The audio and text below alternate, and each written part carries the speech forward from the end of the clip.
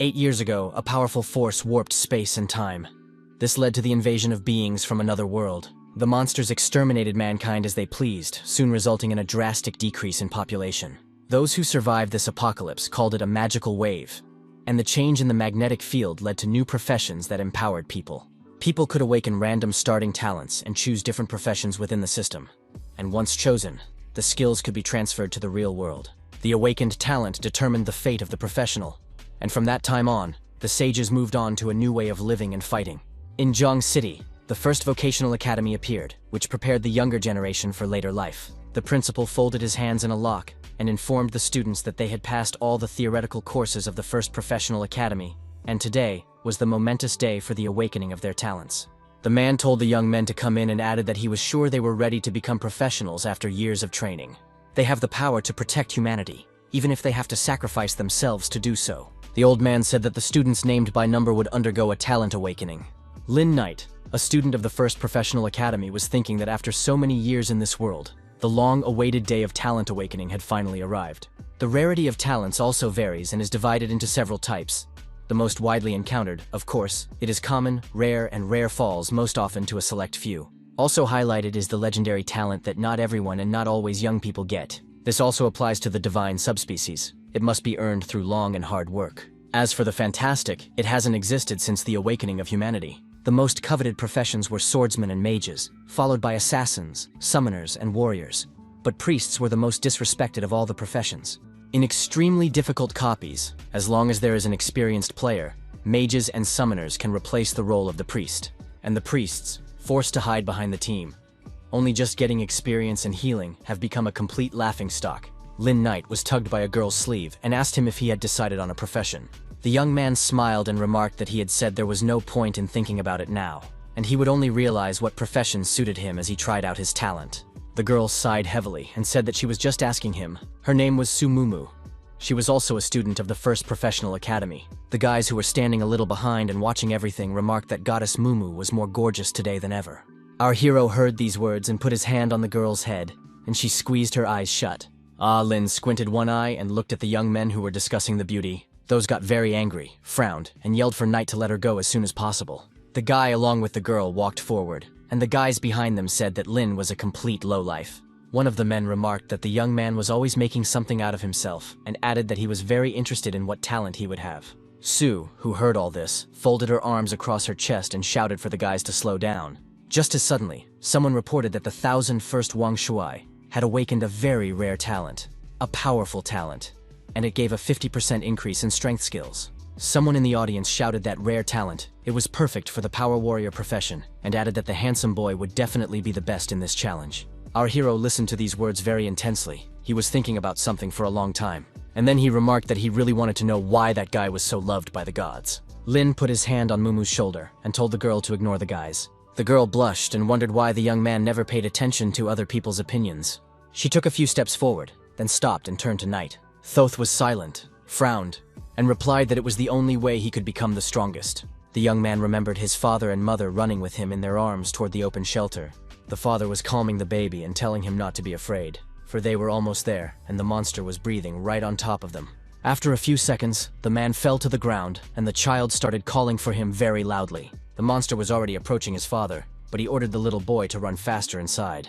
The mother, who was also put in its jaws by the monster, screamed for the child to survive. After a while, the kid heard someone talking about how there were survivors, and they needed to be brought in quickly. The child called out for his parents, but a woman came up to him and said she was now his family and invited him to go home with them. The guy told Mumu that this was the only way he could protect himself, as suddenly his number and name popped up on the scoreboard. He informed the girl that he had to go, as it was his turn, and she stood puzzled.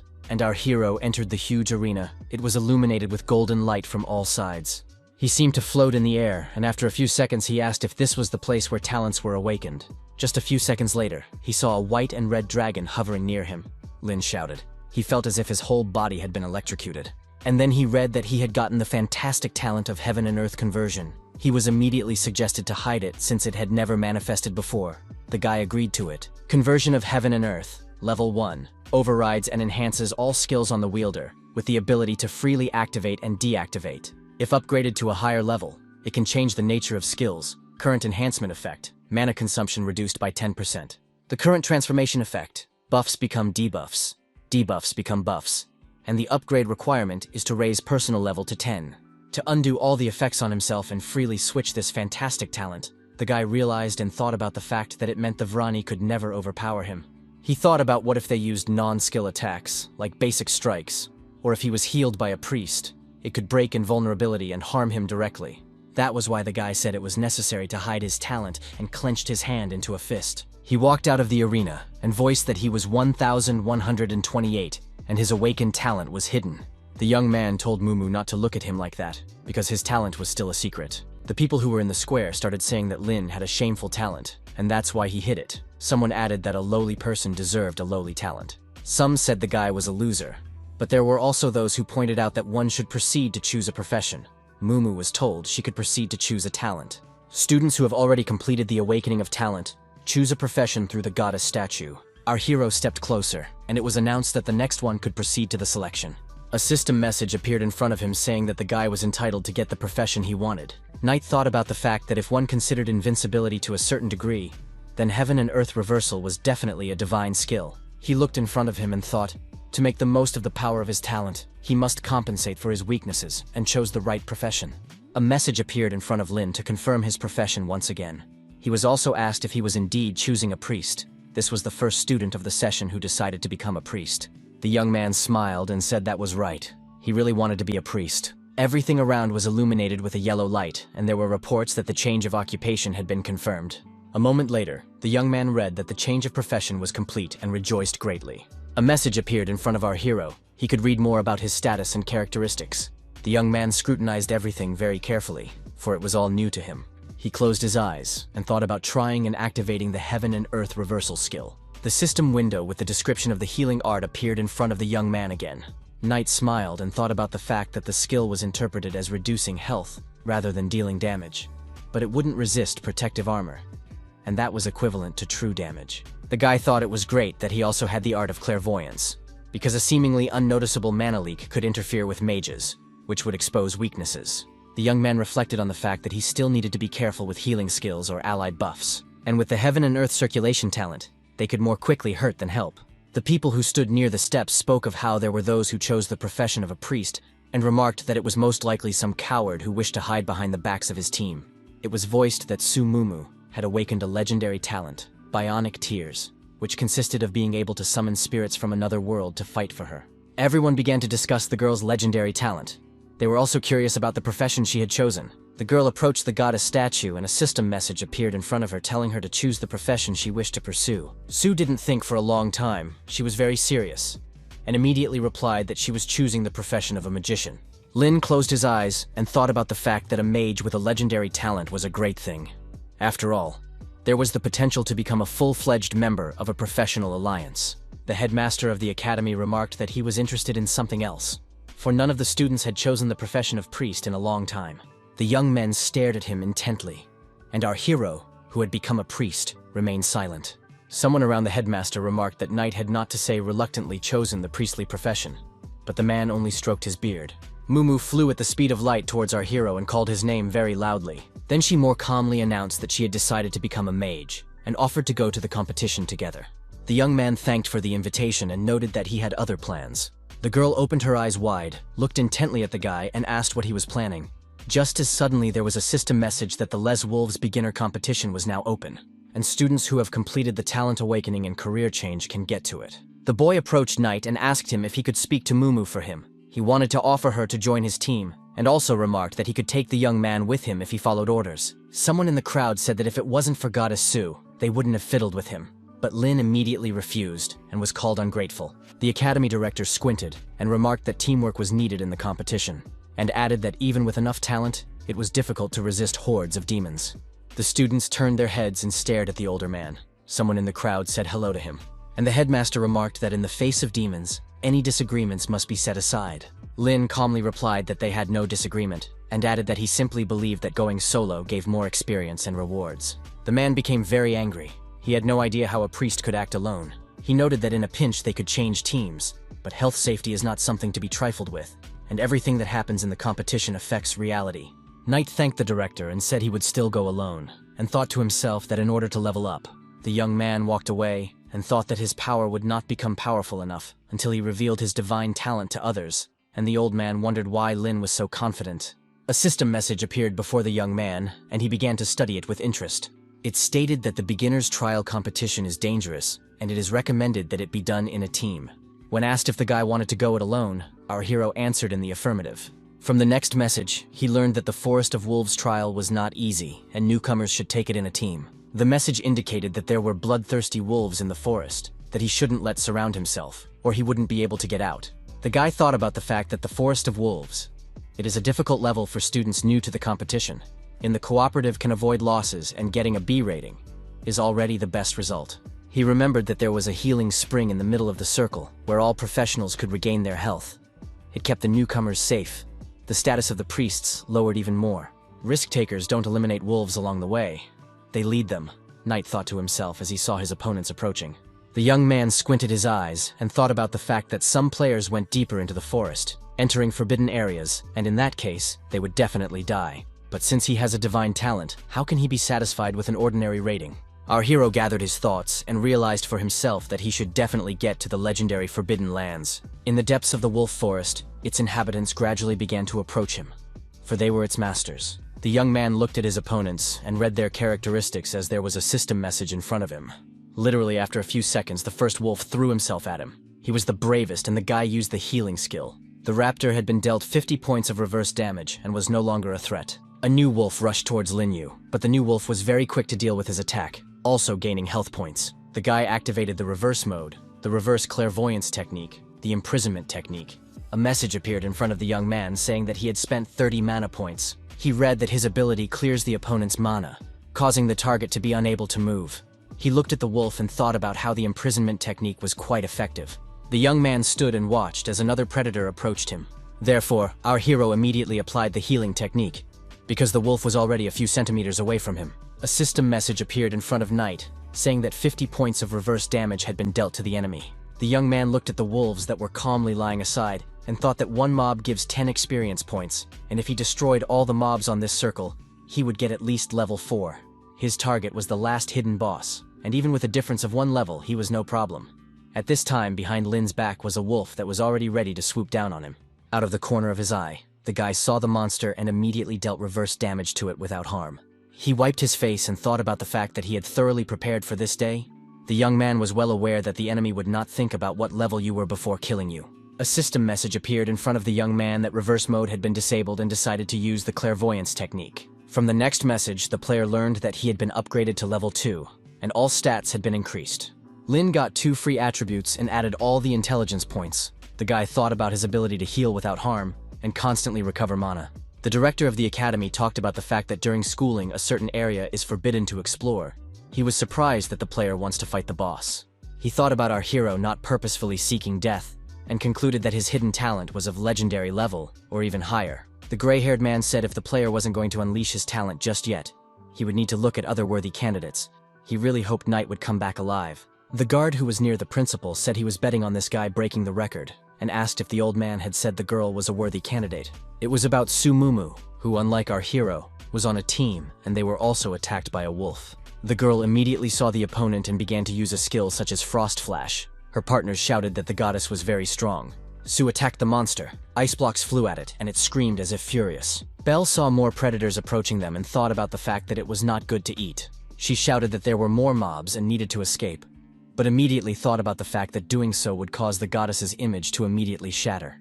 The girl made a lightning-fast decision and yelled for the guys to get behind her back. She didn't think long and immediately applied a skill like Bionic Tears. And after a few seconds, she decided to use a special skill like Frost Flash. The monsters after that no longer posed any danger to the players. The wolves flew off to the sides. Mumu frowned, pressed her lips together, and said with joy in her voice that they were safe now. The director, who was also watching her, remarked that it wasn't bad, and his staff member remarked that not having combat experience and relying on talent wouldn't get you far. And our hero got promoted to level 3, collected points. He thought about the speed as he expected, and killing steel mobs will promote him to level 4. As suddenly the young man heard some rustling, he stopped and turned his head. Lin went to the bush. It was the bush that caused the sounds and thought it was here, and he saw several wolves on the hillock. Chief among them was a dark descendant of the Wolf King. The guy learned from the system message that he is the ruler of the wolf forest and is very ferocious by nature. He attacks any creature he sees. Since it is a hidden boss, it is mentioned in textbooks as a forbidden mob. A large number of students have been injured trying to fight it. Future heroes have been bitten. That's why the Academy had taken these lands down on the list of forbidden places. And Knight thought wild wolves were always hanging around the king. He understood wolves, like any normal animals, would leave from time to find a comfortable place and not return to the den after all problems were solved. The young man knew that they often left, making it easy to eliminate them one by one. A system message appeared in front of the guy saying that he had done reverse damage to the wild wolf. He thought about the fact that the problematic mobs for him are the best blood bags, because once he picks up the experience, he will immediately go solo on the dark descendant of the Wolf King. While the king has fewer and fewer subordinates left, his level increases, and immediately in front of Lin, a system message appeared saying that he had reached the 4th level. As suddenly the dark descendant of the Wolf King started screaming like an eel, he was very angry. The young man smiled and wondered if he had finally seen what was missing. He looked at his opponent and informed them that they were starting the final game. He had previously familiarized himself with the characteristics of the Wolf King. The guy was well aware that the stats were much higher than normal wolves. But our hero wasn't going to lag behind. His opponent started growling at him, but that didn't stop Lin. He thought about the fact that the Wolf King's attacks were only replenishing his resources, and if he attacked him further, he would straighten him out just by standing still. The Wolf King shone his eyes, bared his teeth, and breathed very heavily from exertion. A message appeared in front of the young man TMO, that the recharge was complete, and he was very surprised that it was already over. The enemy's eyes lit up and roared very loudly. Then there was a message that the Wolf King was making a basic attack. A claw strike. But that didn't bother the guy at all. He was focused and ready to fight the wolf. He hit a few meters our hero, and he asked if the predator understood after all. And then reported that it was bad because it was done too late. The monster was furious. The young man fought the Wolf King and thought, if there was a pack of wolves around him right now, he would have to try harder. The young man stared intently in front of him, happy that the enemy was all alone. After a while, a message appeared in front of him saying that killing the Dark Wolf King gives 1,000 experience points and raises the level to 5th. The young man read that he had completed the circle of the Forest of Wolves and was rewarded with a bronze chest. And then there was a message that no skill had been damaged. His rating had been upgraded to level 555. Our hero said if it wasn't for the fact that reverse healing isn't a damage-dealing skill, he might have gotten an SSS rating by now. All the students found out that someone had completed the Forest of Wolves challenge, completed all the hidden achievements, and got a high rating. This surprised them a lot. They began to talk about who it could be. There were some who noted that it was a historical event. The principal said that that student was unrivaled and unique, and then remarked that as far as he could remember, Lin Knight had dared to enter those lands. His assistant asked how such a thing was even possible, since the main condition for getting an SSS rating is to pass the level without taking damage, and how can there be a solo without taking damage? Mumu thought about how the guy was able to get such a high level, and the other players began to whisper amongst themselves. Some were worried about the young man, but he walked through the woods that posed no danger and said he was lucky, and then made the decision to open the chest he received as a reward. He did so, and a message appeared in front of him saying that he had obtained a silver-level skill book, silver equipment. But that wasn't all the rewards, because the guy received a shadow dagger. From the message he learned that it increases attack power, increases marksmanship. The guy also started learning the active skill Divine Healing, which blesses all allies within a dozen meters with sacred power. The young man thought about the fact that the skill had a rather long cooldown and high mana cost. Well, at least in the early stages it wasn't a problem. He realized that a burst of AoE with such high damage was the strongest ultimatum strike in the early stage. Our hero had a huge number of thoughts in his head. He thought not only about the awards, but also about his aunt and uncle, as he did not want to sit on their necks. A system message appeared in front of Lin that he had 5 points to spare. He was well aware of the fact that it was very useful, and the source of the points was very rare. The guy stared intently in front of him and thought about the fact that just reaching SSS level gave him extra stat points. Our hero made the decision to channel their intelligence. He made the decision that from today, he would become the best mage and the most brutal priest of disasters. The students started shouting that the players were coming out, and it looked like it was an SSS-ranked team. The silhouette of a single person began to appear from the gate. The people present recognized Lin Knight and were very surprised. They began to talk about what others were not yet finished. Someone in the crowd remarked that they wanted to see the hidden awards. Sumumu started running to our hero with all her legs and asked him to lay out if it was him. The guys couldn't believe that this loser had done brilliantly. Someone noticed that the guy came empty-handed. The young men stood behind the guy's back and laughed happily. They couldn't believe he had succeeded. Knight raised his hand with his dagger up and asked if there was anyone here who had changed professions to assassin, and added that he offered weapons of excellent quality. Someone from the gathered players asked how he got it, since it was a silver grade weapon. Lin simply asked if they wanted the dagger, and the guys started saying they wanted it. Our hero thought that the 50,000 that one of the players had offered for the dagger was a decent price for a premium weapon, and he said that he was ready to sell the dagger for 50,000. All present looked intently at the young man. As the girl shouted out that she was willing to buy the weapon for 100,000, the players present were very surprised. They opened their mouths, as they understood that the family's income per year was 10,000 coins, and to accumulate 100,000 coins would take a long time, and it was simply a prohibitive amount. The young man pressed his lips together and thought about the fact that 100,000 might be a bit much for such a first-class dagger, but it wasn't that expensive. The guy let go of the weapon that had begun to hover over his palm and said it was sold. The guys came up to Lin and asked him what level he was currently at. He calmly replied that he was level 5. Those didn't settle down and asked what team he was on, whether it was true that he had gotten an SSS rating, and the principal along with his assistant watched everything closely. A gray-haired old man remarked that this student was not on any team. One of the men interrupted him and remarked that no one had ever been able to do that, and he had to find a team after entering the dungeon. Someone in the audience wondered if it was possible that a student had single-handedly gotten an SSS rating in a beginner's dungeon, and the main requirement was to pass solo without damage. And now even all entry-level professionals cannot achieve this. One of the guy's friends began to ask if they should pester Lin Knight further. Thoth clenched his hand into a fist and remarked that the guy had just gotten lucky and was cheating anyway, and was most likely a low-level priest, and added that they would teach him a lesson next time. The director of the academy told the students that all the tests had been completed, and from today they were no longer ordinary students, but trainees with unusual abilities. Lin stood together with Sue. They listened to the fact that in 30 days, they would pass the most important stage in their lives, the professional test. The elderly man noted that in the future, they would return either as ordinary people or become heroes who would fight against demons. The gray-haired old man said that it would all depend on how they performed after 30 days, and within a month, they should visit the initial dungeons and reach at least level 10. Our hero thought that the professional test should be taken by a team, because team coordination is one of the important evaluation criteria. The young man looked at Muma and thought about the fact that he had already identified his partner. He knew not to look at her perpetually cold image. In fact, she needed caring more than anyone. Simple-minded, clumsy, but trusting and extremely loyal. Sue is not always able to hide her true nature, but though she has awakened powerful talents, Knight has come to the conclusion that he must protect her.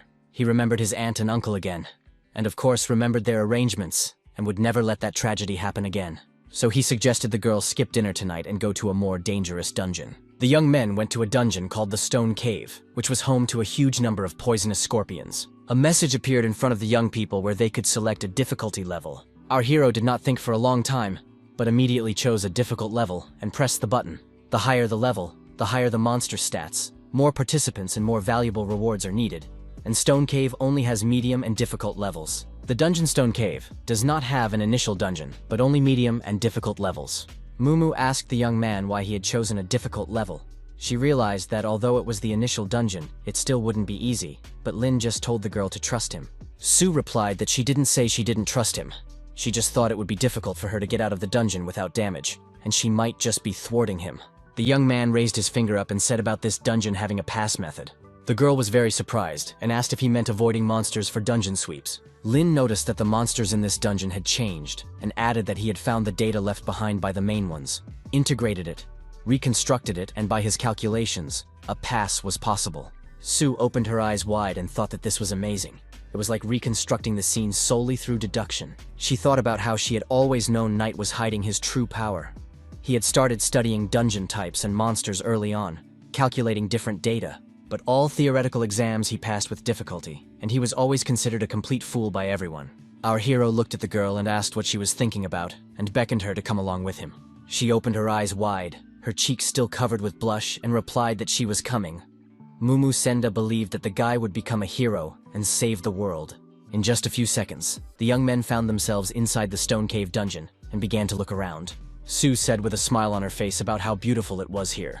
But the guy noticed that this was a wild dungeon, and it was much more dangerous than the previous ones. A system message popped up in front of the Lean that they would be having a trial with other teams, due to not having enough players on their team.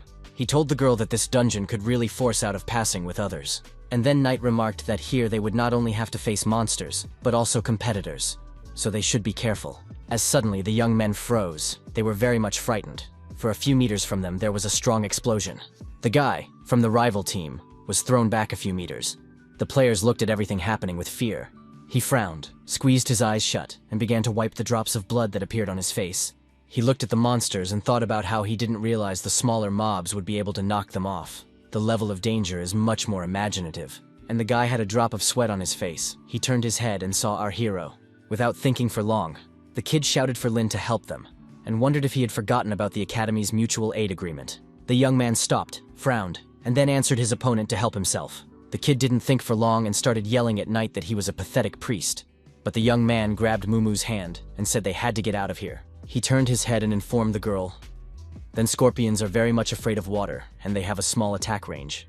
And he added that she should follow him and do whatever he said, then she would definitely not be poisoned. And Sue replied that she understood. The young man was quiet for a moment and added that also scorpions are very sensitive to sound, and immediately began to use the roundup technique against opponents. He didn't think for long. He was approached by Mumu asking if it was his talent and said it was SSS rated. But the guy immediately asked the girl to be quiet. And the main condition for the pass was to take a unique route and avoid the attention of monsters. You had to find a bug in this dungeon. Lin said that there is a body of water on the map where creatures afraid of water gather, and there is spring water there. It is completely harmless to humans and you can drink it. The guy did not think for a long time, but immediately shouted that he should jump, which he did very promptly. And the girl was puzzled. Mumu stood for a moment, looked at the water, and after a few seconds, jumped to follow. The girl was fine, and came out to a young man who was holding a rock in his hands and thinking about something. And the guys who had a fight a while back were being approached by scorpions a few minutes ago. Those could not understand what was going on, and stood in bewilderment, watching what was happening. The monsters began to approach the body of water in an entire army, and then stopped at the water's edge. And there on the island were Lin Knight and Su Mumu, who felt safe. The venomous Scorpion King was very huge and deadly poisonous, especially its sting. Our hero frowned and began to beckon the monster to him, for he remembered well that he was afraid of water. But the monster stood near the pond and only made frightening sounds, but did not approach the water. Lin smiled, looked at the scorpion intently and said if he didn't step up, he would do so.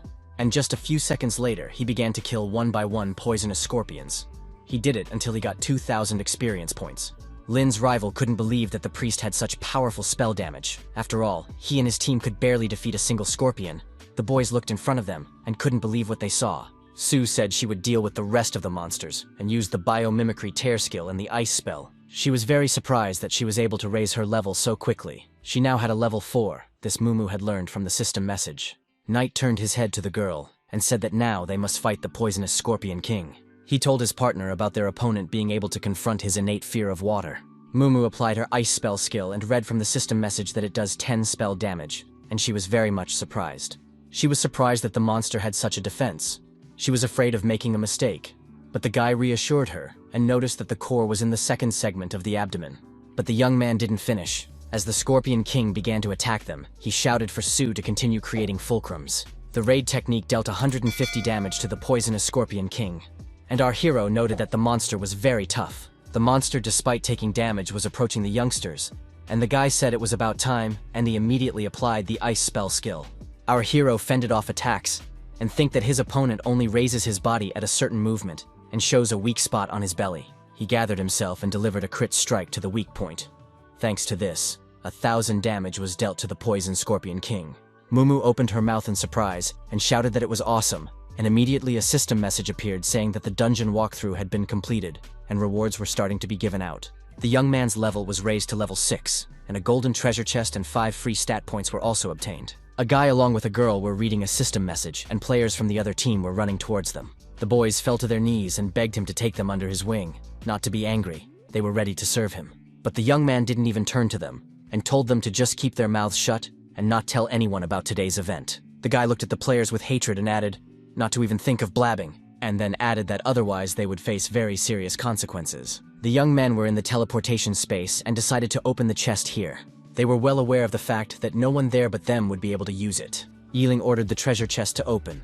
The girl opened her mouth in surprise. Since they had obtained 5 attribute points, she couldn't believe it. In addition, a 2-handed hunting sword, an ice shoe, a poison bubble, and an emerald ring fell out. Mumu was very much surprised, and Knight said that it was incredible luck. What attracted him the most was the ring. Although it was silver grade, it reduced the time it took to recharge skills. The young man was well aware of the fact that it was worth almost as much at auction as the free points they had gotten, and they could get about 1,000,000 coins for it. The guy told Sue that the poison bubble book was for mages and let the girl take it. The girl replied that the book was a gold-class poison-based book, but she had previously used ice-based skills, and added that once mages choose a skill attribute, they can only learn skills related to that attribute. Suddenly she became silent. A system message appeared in front of the girl, and she read that the hidden skill Master of the 5 Elements had been activated. 2 elements of the 5 elements had been opened, and Sue was very surprised. Lin, on the other hand, remarked that Mumu should dig deeper into all of this, and she might be able to unlock some other new perks, and added that he was thinking about it being an advantage of mages that set this class apart from all others and a trump card up their sleeve. The girl laughed and remarked that they should get going since time was up. She asked Lin how he was going to use those 5 attribute points and added that she'd like to see it. But the guy remarked that she wouldn't like his methods. The players were talking amongst themselves, some saying they were afraid of scorpions. Others pointed out that Mumu is such a beauty, a cutie. The guys apparently had a soft spot for her. There was also a category of guys who were curious about who was next to the girl, and noticed that he looked weak, but had recently reached SSS level. The shadow dagger was also discussed. Suddenly, a yellow sports car came at a strong speed. People were very much frightened. The guy who got out of the car remarked that Lao Jiao is right, as the girl he is talking about is indeed incredible. Sue grabbed Knight's arm and told him to get out of here, and he asked what was wrong. Mumu said she doesn't like people like that kid. He relies on his rich family and robbing innocent people, and also his hobby of picking on girls from poor families. But the brunette turned to her if she could wait literally 1 second. It was Huang Xiaofen, the heir of Huang Company. He gave his name and asked if the beauty would mind meeting him. The students began to whisper behind the guy's back. Everyone was interested in his life. No matter where he went, he immediately became the center of discussion. And the girl closed her eyes and said that she had a boyfriend. Our hero was very much surprised by this answer. Huang looked at Lin and thought that he was wearing cheap clothes from the market, and the girl was like a flower among cow dung. And the young man remarked that he thought then Sue knew Xiaofeng. Huan, on the other hand, put his hand up and yelled for the young man to get the hell out of here soon, and Knight punched him in the arm. The rich man shouted how the guy dared to hit him and asked if the person he messed with and used the warrior skill knew the charge, and then applied the reverse looting technique. But our hero stood and looked haughtily at his opponent. Just a few seconds later, the attacker was pushed aside as if by some unknown force. He fell to his knees, grabbed his stomach with one hand, and started screaming and moaning that he was in a lot of pain. After a few seconds, Huan looked up, drops of sweat appearing on his face, and he asked his opponent through gritted teeth what his class was. Lin, on the other hand, looked intently at the guy and replied that he hadn't done anything, and everyone around him could attest to that. Then our hero smiled broadly and announced that he was just a reaper and nothing more. Those present began to talk about what had happened and why Huan was lying on the ground, and Mumu realized it was Knight's talent. Xiaofeng began to rise to his feet. He clenched his teeth, folded his hand into a fist, and began to swear. Drops of sweat appeared on his face. He frowned and wanted to strike the young man. A second later, he was on the ground again, telling Lin to stop playing dirty while he thought about how the reverse technique worked in a very interesting way, not only dealing damage, but also additional damage. He looked at Huan and concluded that it came out a little weak, even though he hadn't used half of his power. Xiaofeng shouted, "If the guy is so brave, then let him fight normally and he would make him kneel down and apologize." But some man from the crowd started shouting that you can't use your awakened powers in normal fights. The young man with glasses thought about the fact that Huan both had thick skin and top-notch equipment, who was his opponent. He knew that Knight had gone through the dungeon alone, and his level had increased to level 5. He immediately apologized to the young man for his friend's ugly behavior, while he himself thought about why he hadn't heard anything about Lina before. Knight replied that he didn't want to stir up conflict, but Xiaofeng disagreed. He actually yelled for Zhao Qihan to teach our hero a lesson, but the man with glasses was smarter and wasn't going to attack Knight. This made Huan very angry. He looked very ugly, his face twisted with anger, and you couldn't tell he was the scion of a wealthy family. Zhao began to lead his friend away and told Lin that if Huang didn't calm down today, he was unlikely to calm down in the future, so he should be careful. He also asked the guy not to come to school this month and held out his hand with a bank card as compensation, offered to help with any problems. He was really hoping for understanding, but Knight refused everything. The young man remarked that he wouldn't bother anyone if no one was bothering him, and remarked that he wondered what Huan would try to do to him. And he himself was leaving with Mumu, and thinking about the fact that he had a wonderful ability to see what he could do. Lin posted a strategy online with which to complete levels in a stone cave. Sue asked him if he would be able to sell it for the price he wanted, as she was very worried. The guy was sure that no one would refuse the free attribute points, and at this time, the players of one of the teams were in the cave. Their condition was not easy. They wanted to buy a strategy and check everything. Some people had doubts and were afraid to spend money on anything, but they took the risk. And after literally 3 minutes, the dungeon was cleared, and SSS level was reached. It was quite amazing for the player. One of the guys who purchased the strategy was glad he passed the level. It was amazing to him that the strategy was so simple, but it was so undiscovered. The second kid also pointed out that the terrain of the stone cave is too complicated and the conditions are strange, but with the strategy, everything is simple and clear. Also, young people commented that the strategy fees are more than adequate. Players have been actively searching the net for a strategy with which to still get free characterization points. Mumu was very happy that more and more people were placing orders with them. In front of the woman was a website page where Knight was selling her strategy. She asked if her assistants had found the person who was selling it all. Those responded that the seller had used hacking techniques, and then added that the IP address was in a professional academy. The girl turned her head and noticed that there was something entertaining going on at the academy this year. And Ling Ye wrote in a private message that they wanted to buy a big sword, and they agreed to meet at the entrance to the school dungeon. Mumu rejoiced that the guy managed to earn more than 300,000.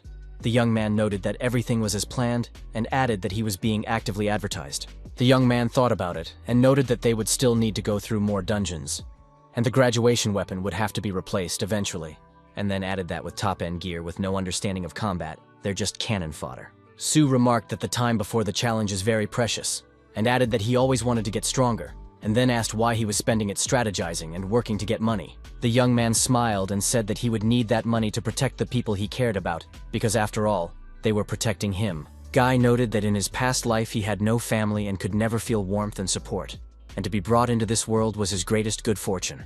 And he added that he now has parents who love him dearly, but 10 years ago, relatives treated him like a leper. Those native people dreamed of the child dying in magical waves just like his parents. They wanted to divide the inheritance between them. The so-called relatives in front of the child talked about how the inheritance would be divided and lamented that the boy should have been put in an orphanage. The adults frothing at the mouth began to estimate who gave and how much and bought the baby. It was all said to snatch a larger percentage of the inheritance. It was then that Knight ran away. He thought about getting enough food and surviving. But then his uncle and aunt took him into their home and treated him like their own son. These kind people treated the child well, and the child gradually relaxed. And later they helped him recover his parents' inheritance and cared for the boy wholeheartedly. The young man looked at the boys running out of the school and noticed that without his aunt and uncle he would not be able to continue his studies. And he added that he was now earning money to repay the good relatives for his debt. The guy was well aware that getting stronger was also about using all his power to protect the important people of his life, and not repeat past mistakes. The young man heard someone say hello to him and turned his head, bewilderment in his eyes. The girl asked if he was selling the hunting sword. It was Bai Ji, a student of the first professional academy. She introduced herself to the guy. And the one asked with surprise if she was a student or maybe a jock and added that she doesn't do face-to-face conversations. But the one replied that she was, and her phone went dead just a few minutes ago. Our hero asked to confirm the purchase, and noticed that the hunting sword attribute was non-refundable. The young man frowned, he became ok, and began to hand the girl the inventory. She glared at him and caught the hunting sword quite deftly. Bai then asked if it really only cost 80,000, and added that it cost 200 on the hunt. The guy asked if the teachers at school told him about market prices. The girl replied that she has always had trouble with math, so she has no idea what costs how much. Lin thought she was a rich fool and advised her to check the cost next time so she wouldn't be cheated, and Ji thanked him and paid for the weapon. From the system message, the young man learned that he had received 80,000, and his balance had exceeded 1 million, and he had received the status of a gold card user. The guy was glad he didn't have to spend money on shipping and said that if the girl needed anything, he was always at her service. A system message appeared in front of him that an unknown power had been assigned to him. He had received a special buff called the Goddess Luck Gaze. Our hero was very much surprised, and then asked the girl if it was her talent. Ta answered in the affirmative, and then added that she could still improve it, and asked if she could join his team. Knight looked at her and thought about how a talent like Ji's was very rare. The guy realized that the girl's talent was not only limited by the quality of the bounty boxes, because even those with weak talents could open legendary and divine boxes with such a buff. The young man opened his mouth in surprise, and wondered if Bai had told anyone else about her skill. Ta replied that she hadn't told anyone about it, and Lin asked if the skill had limitations. Bai informed her that she could only use it 3 times a week and only on one person. Knight asked her not to tell anyone about the skill, and added that her buff is incredible, and the potential of it is terrifying. but once people know about it, they will reach for her. The young man noted that they could also take away the girl's freedom to monopolize her abilities. Ji asked about the Alliance of Professionals, where they would eventually come to, and this organization leads humanity to fight the magic wave. But after all, within the Alliance there are many factions with complex relationships, overt and covert fighting. Assassinations and betrayals happen all the time. That was why Lin offered Ji to join his team and remarked that they would take care of her. The latter was very surprised and asked if he was telling the truth. The young man smiled, introduced himself again, extended his hand and told the girl he was glad to have her on his team, and offered to go meet her comrades. Bai got excited and remarked that no one believed she could fight on the front lines, and the guy thought about how she handled a big sword.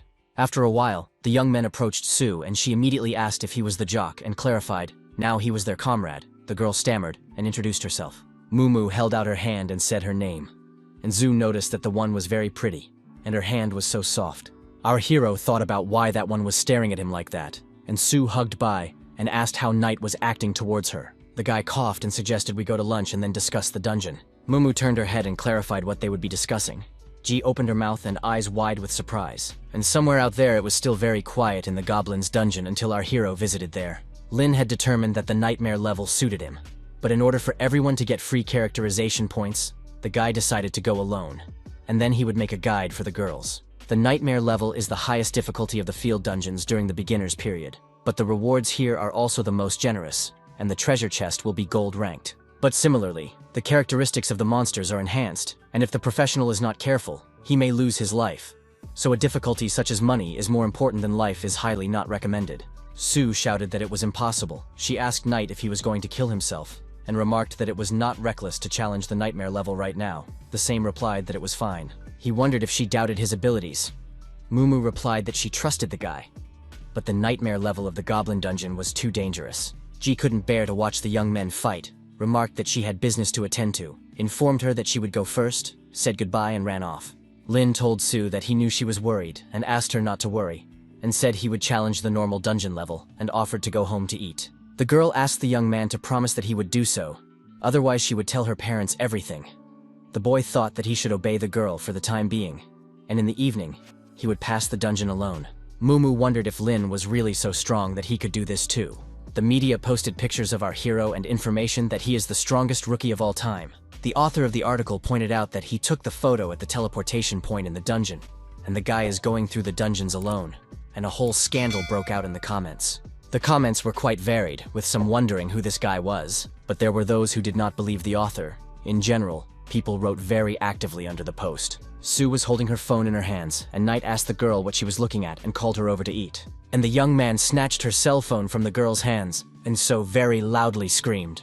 The woman said about the children's good effort in the past few days and invited them to eat. Su and Lin thanked her. Uncle asked Knight how he was feeling and how the ordeal had gone. The lad remarked that he was fine. The man laughed and remarked that the young man had been so stubborn since childhood. They would find out once he made up his mind. Not even a dozen horses could stop him. The boy asked if anyone had complained about him, and he immediately pointed to Muma, and she asked her daddy why he was being so blunt. Auntie started pouring food into his plate and said they wouldn't interfere with what he wanted to do, and added that they sometimes wished Knight was like Su. And then she noticed that a stable and healthy life was enough for them and smiled. The young man smiled and said he would learn from his classmate Mumu and become a calm saltwater fish. The girl had drops of sweat on her face and was thinking about how she felt about being ridiculed, and the guy noticed he was joking and asked her uncle and aunt not to worry, and adding that he would not do what he was not capable of doing. Uncle informed Lin to always remember that this house would always be his support, and handed the guy a bank card. Knight informed him that he had already made some money and asked to keep the card. The aunt, however, said that the young man was going on trials and would need to spend more, and then added that if the young man didn't take the card, she would be angry, and he agreed. Our hero put the card in his inside pocket and thought about whether his parents could all see it and mentally let them know he was doing fine. The young man thought about how he would treasure the life he had now, for even it had come to him with difficulty. The young man stood in front of the monsters and said that he had to become stronger for their sake, and added that the dungeon-level nightmares would greet him. People's voices could be heard coming from Huang Xiaofeng's house, speaking in raised tones. Zhang Jihan talked about trying to save his brother and even reimbursed him for some of the money. Without him, he would have been in the hospital. But the man yelled that it was all lies, and remarked that he didn't need any help, and his Zhang was just a piece of scum.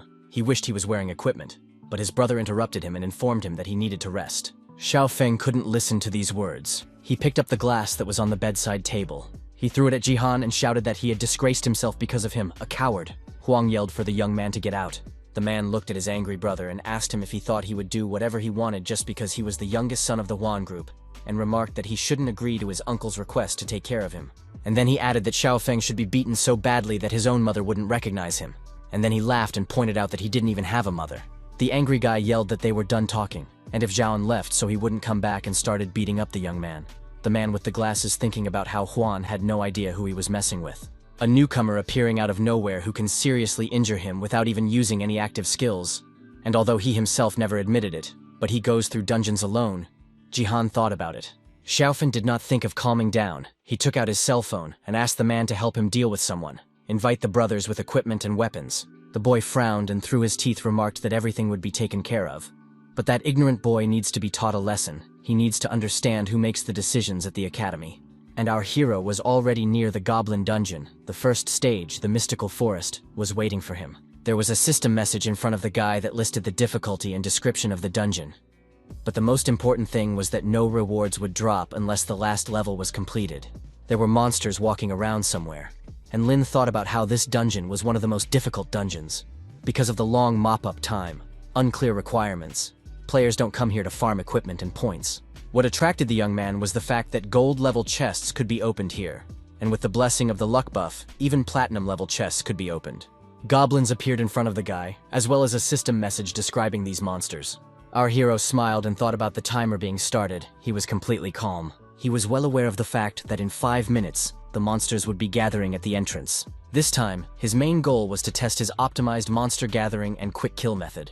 Knight realized that he not only needed to kill all the goblins and their king, but also the mopping up time for each level should not exceed 10 minutes. The young man knew that killing the boss should be done on the 5th level of the dungeon, and you need to withstand the attacks of monsters. In 30 seconds, monsters were to appear, and when this happened, our hero promptly began to destroy them. 2 minutes and 5 seconds had passed since the first level started, and the guy had met the goblin leaders. The guy was smiling, running away from monsters and shouting that everything approximately what he had previously evaluated. Our hero turned around and saw a huge number of monsters. They were all armed. The young man used his power, and because of this, divine healing was improved to level 2. He destroyed all the goblins on the first floor of the dungeon. A system message appeared in front of Lin that his strength, agility, spirit, and intelligence had increased. He looked at him and thought about the fact that he had managed to pass the first level in just 5 minutes, and his method of pulling monsters for the first level was not a problem. The kid was happy that even if the damage wasn't enough, there was still 5 minutes to deal it. Literally, after a while, all the monsters on the second level were destroyed. Thus, our hero quickly and fruitfully passed all levels and got to the 5th. He used a skill like teleportation, and in just a few seconds, he found himself in the Goblin Palace. The Monster King started screaming like a furious man when he saw the man. He asked how the man dared to encroach on his territory. A system message describing the monster's ability, strength, and level appeared in front of the guy. And he felt strange that the boss of the secret realm was right here. What was surprising was that there were no mobs nearby, and the monster started yelling at the young man to die. Lin had learned from the system message that the Goblin Dungeon Lord possessed immense strength, and he had no idea why he was using this attack. Just a few seconds later, the monster jumped up very high. This way it wanted to attack the young man. Thoth thought about immediately dodging to the side to avoid the point of impact, and lying on the ground to lessen the damage from the second wave of airstrikes. But the young man made a different decision. He cancelled the damage from the earthquake impact and the air shockwave from afar of the earthquake. The beast clenched its teeth. It was not prepared for this development, its eyes burning with hatred. At the same time, our hero's life points increased significantly, which could not help but please. The goblin's life points gradually decreased. He was yelling very loudly and wheezing with hopelessness. The guy read from the system message that the Goblin King was using the Dragon Spear ability, cancelling the effect of the ability, allowing him to recover 200 health points. Lin smiled and learned from the next message that the monster was using the Flight Summon ability, cancelling the effect of the ability, allowing the party to recover 40 health points and avoid being thrown back. The monster was very angry, and then asked the young man if his abilities were useless against him. The young man looked at the monster in surprise, for it wanted to say something. The Goblin King became enraged and yelled that he had found our hero's weakness, and began to call for his people to come here and kill the enemy. Knight thought that was to be expected from a nightmare-level sneak boss. He was certainly hard to deal with. The boy clenched the weapon he had in his hand harder, and thought about the fact that now was not the time to use the most powerful spell. The young man covered his mouth with his hand and frowned. His pupils became like dots. He looked in front of him with surprise. The Goblin King shouted to his underlings to attack the man, but not to use any abilities and added to die faster. A huge number of monsters began to approach Lin, and their boss remarked that if the abilities didn't work on him, would he be able to withstand hundreds of normal attacks? And the monsters started advancing on the young man, and he used a skill such as dodging. The monsters realized that the man was going to run away from them and started firing their bows. Some arrows still hit our hero, and his health points are minus. Lin turned his head to the side, saw the arrows sticking out, and thought about what to make of their arrows. The young man applied his special skills and regained health points. Then the guy ran his hand over the wounds that came from the impact of the arrows, and those healed. The Goblin King's eyes glowed with hatred, and he shouted that the young man was unkillable, calling him a bloody human. But our hero calmly looked at the enemy. You could see from his face that the guy hated the monster. The monsters didn't like Lin's gaze, but he began to attack them, their health decreasing. The Goblin King shouted that the young man didn't have any warrior spirit. Then he shouted for the young man to stop running and fight him in a fair fight. Knight wondered if that was what he called warrior spirit, and thought to himself that it was time to clash. The monster shouted that perhaps there was demonic power in front of them, for how could it come from an insignificant race like him? Our hero was completely calm and remarked that this time should be the end of it. The castle the monsters were in was like being struck by lightning and it began to burn. The monsters didn't stand a chance, and just a few seconds later, a message appeared saying that the Goblin Legion had been destroyed, and the player received 1,000 experience points. From the next message, Knight learned that the Goblin King's health scale was below 1%, and he was in a near-death state, and the monster was whispering that he was finished. The young man didn't look at his opponent for a long time, but immediately used a healing spell, a raid technique. The monster's entire body was still electrocuted. It was screaming and squirming in pain. Literally seconds later, system messages appeared saying that the Goblin King had been defeated, and the guy had gotten 5,000 experience points and leveled up to level 7, and that he would be getting a platinum chest. The young man looked in front of him and thought to himself that there was no mistaking that the ability of the lucky goddess's gaze was so powerful that it could directly improve the chest. The guy thought about the fact that this would be enough for a long time. He had 20 hours left for one more run and began to open the treasure chest. A message appeared in front of Lin that he had received a skill book, free characterization points, and equipment. The Holy Light skill book had a certain effect. You had to spend mana to attack the enemy with Holy Light. The young man also received a flame flask, a gold-level item that can deal 300 damage when fought, and the shimmering stone increases the characteristic value by 20 points. A skill book Divine Starburst also flew out of the chest. It restored health and could illuminate all team members. The Sandstorm Bow helped to summon a sandstorm when fired, which dealt additional damage with earth magic. Knight smiled and thought about the fact that he had gotten 1 gear and 2 platinum-level skill books. He was insanely happy. The young man was greatly encouraged that no matter how resilient the monster was, it could be killed quickly. The system message reappeared in front of the guy, and he confirmed that he wanted to learn the skills. Lin gained 15 characterization points to intelligence and studied the skill Divine Starburst and Holy Light. All characteristics were increased by 20 points. Our hero from the system message was able to examine his upgraded stats and thought to himself that he didn't go to this dungeon for nothing. The young man was pleased that his strength, agility, lucha, physique, and intelligence had all increased by 20 points. Just as suddenly he heard some noise. He turned his head and thought he was found. Knight asked Mumu if she was going to be in this dungeon too, and she angrily told him to stop fooling around. And the girl asked if the young man had cleared the nightmare-level goblin dungeon. He said it was true. Sue remarked that she knew that, and then added that she wanted to go to that dungeon herself. The guy wanted to say something else as a car stopped not far from them. A male voice reported that they had finally found them, and after all, how many teleportation points had been traveled? The stranger looked at the young men through a spyglass and noticed that Lin had a look on his forehead that said he wanted to get pummeled. Huang Xiaofeng was in the car with some kid. He said that Knight would be in trouble. And then he began to beat his partner on the head with all his might, and asked to whom he was saying all this. And the latter remarked that our hero was a very intimidating man, and he couldn't. Huan yelled for him to shut his mouth, and pointed out that he knew he would be of zero use to him. Just a few seconds later, his expression changed. A smile appeared on his face, and the kid declared that he was prepared. Our hero sat in front of the computer monitor, and stared intently into it. On the web, he posted a strategy with the help of which you could easily pass the nightmarish dungeon. The young man was very serious. He pressed his lips together and read the messages carefully. Then he found an article that posted pictures of him, and information that he was selling strategies and went through the SSS level himself. Users left a huge number of messages under the photos, few believing what they saw in front of them. In front of the young man began to appear one after another system messages that he had received coins, including for buying the strategy. and after a few more minutes, he familiarized himself with the fact that he had received 500 coins, and now his balance was 1.5 million coins. Lin looked carefully at the monitor and thought about how this was much more than he had expected. As the system message reappeared in front of him, he learned that the koi effect was still in effect for 15 hours. The young man thought about the fact that he still had time to rest and recuperate, and made the decision to go for a run. Our hero was walking quietly near the coast, and there were also people strolling around. As a sports car stopped a few meters away from him, the guy stopped to see what it was all about. In the car, he saw Huang Xiaofeng. The latter offered to take Lin to the right place, and the latter asked if the kid had not told Zhao Qizang that it was better not to mess with him. The guy told Knight not to mention his brother's name, because TT's a traitor, and the stranger who was in the car laughed and told our hero to listen to Xiaofeng, for he would punch him in the face. Then the kid added that otherwise they might pay a visit to his family.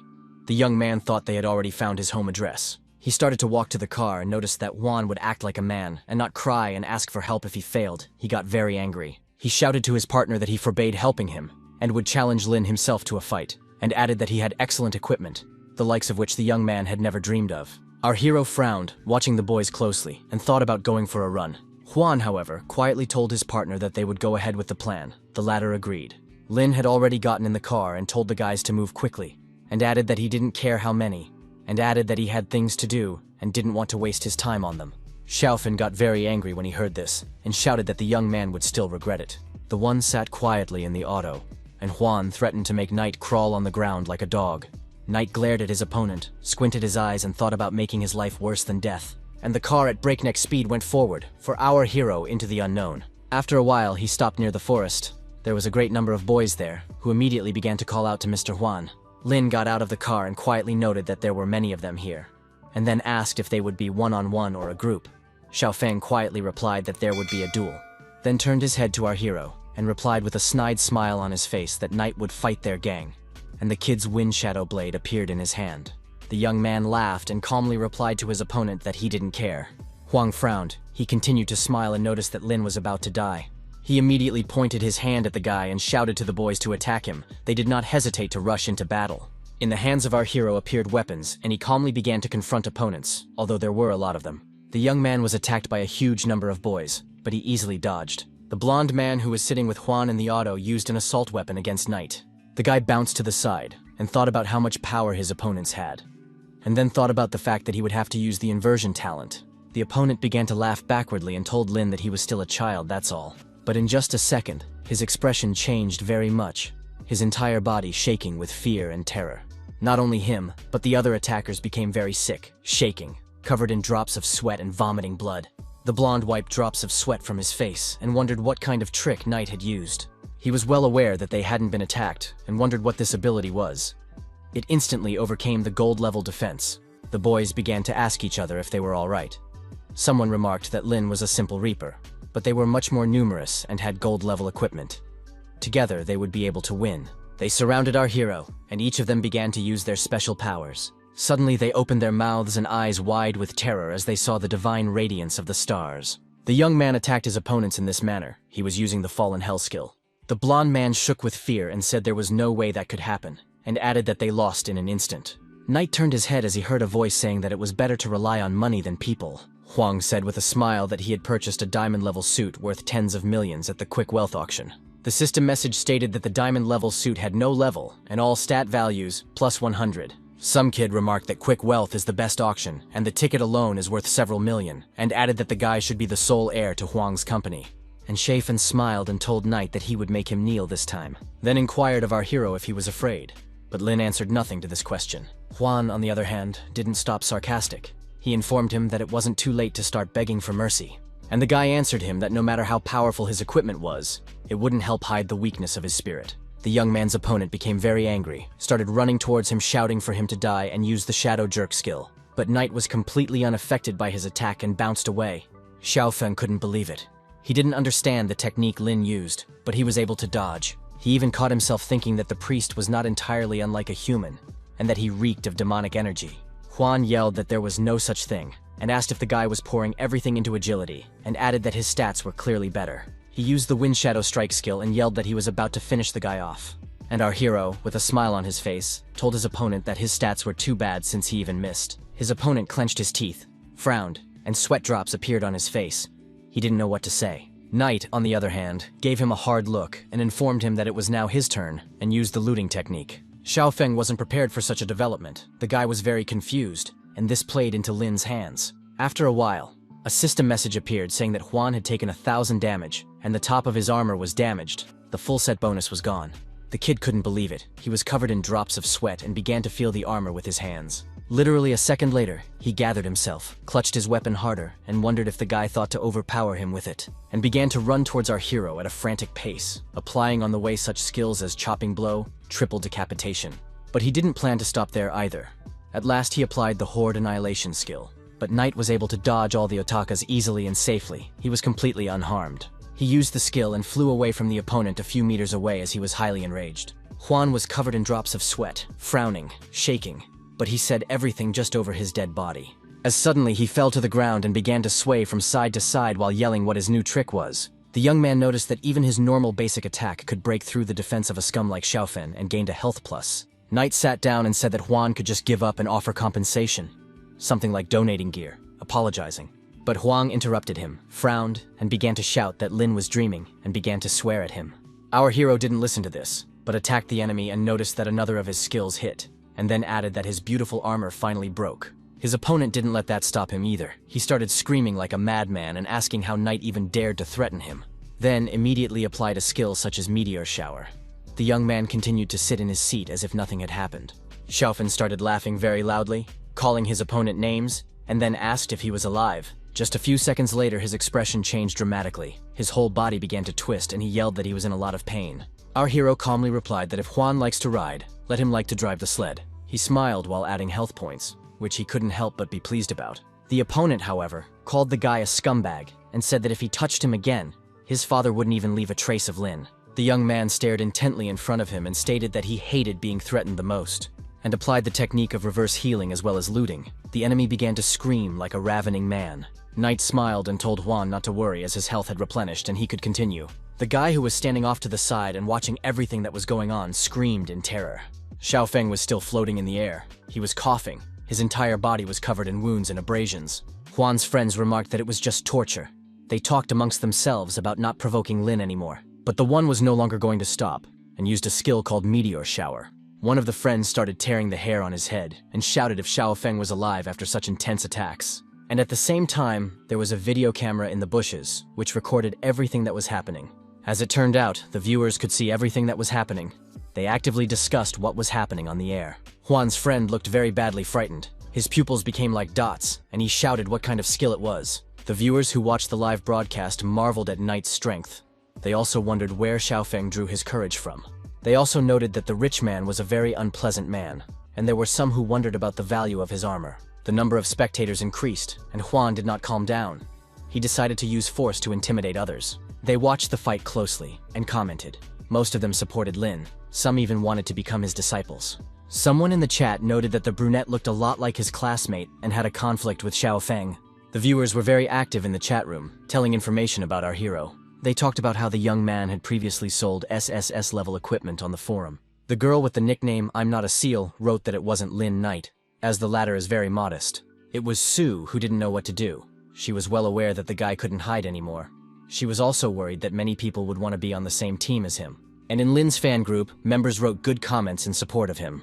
As for Huan, he got no support. The audience wanted this upstart to be caught and punished. It got to the point where people were demanding that the bandit's father step down. The company was on the verge of bankruptcy. Mumu spoke to her parents about Huang Xiaofeng going too far and asked that they teach him a lesson. But those refused to do it. My mom remarked that the bandit will get what he deserves, and if you use power that doesn't belong to you, then you'll never become a great professional.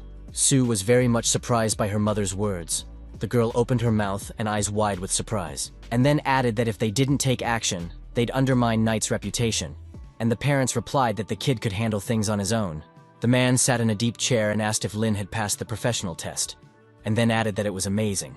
He pressed the remote button to pause the recording, and added that the young man's talent must be above legendary level, and remarked that it was very surprising that he had become a priest, and then added that such a once-in-a-century genius should be in the professional league without question. The blonde looked around and asked what those present thought about it, if the guy should be brought in beforehand. One of the women replied that she agreed with such a proposal.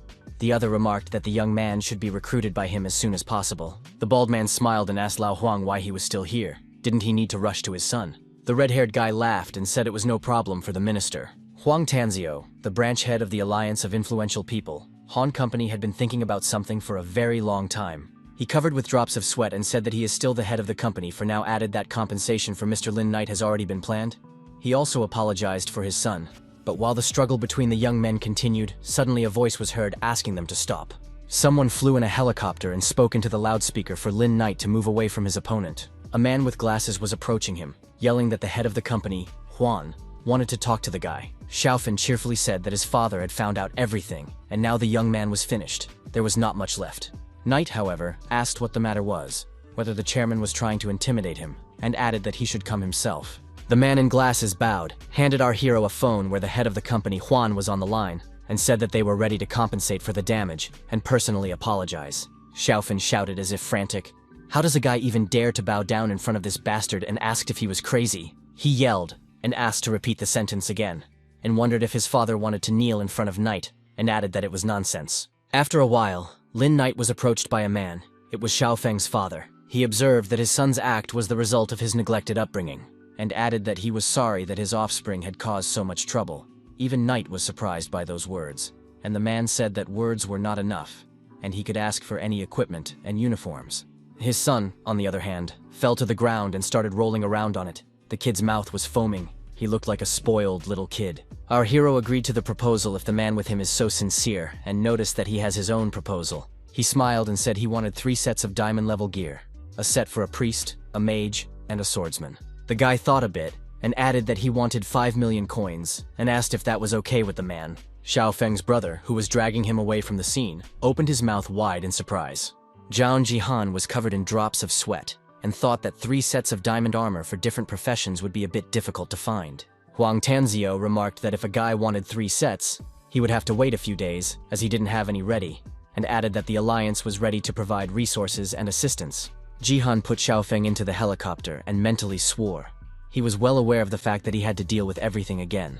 He grasped his glasses with his hand and regarded the sides. They were not easy. Thanks to this, the man very quickly discovered an electronic device, a video camera.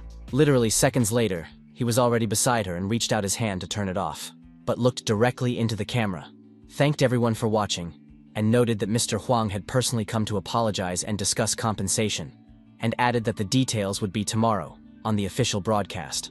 Our hero thought about the Alliance having their eyes on him since they had learned of his talent. Tanzio told the guy that he was willing to provide all the resources from the secret dungeons, and added that there were more than 50 of them. The man noticed that Zhangcheng was not as simple as it might seem.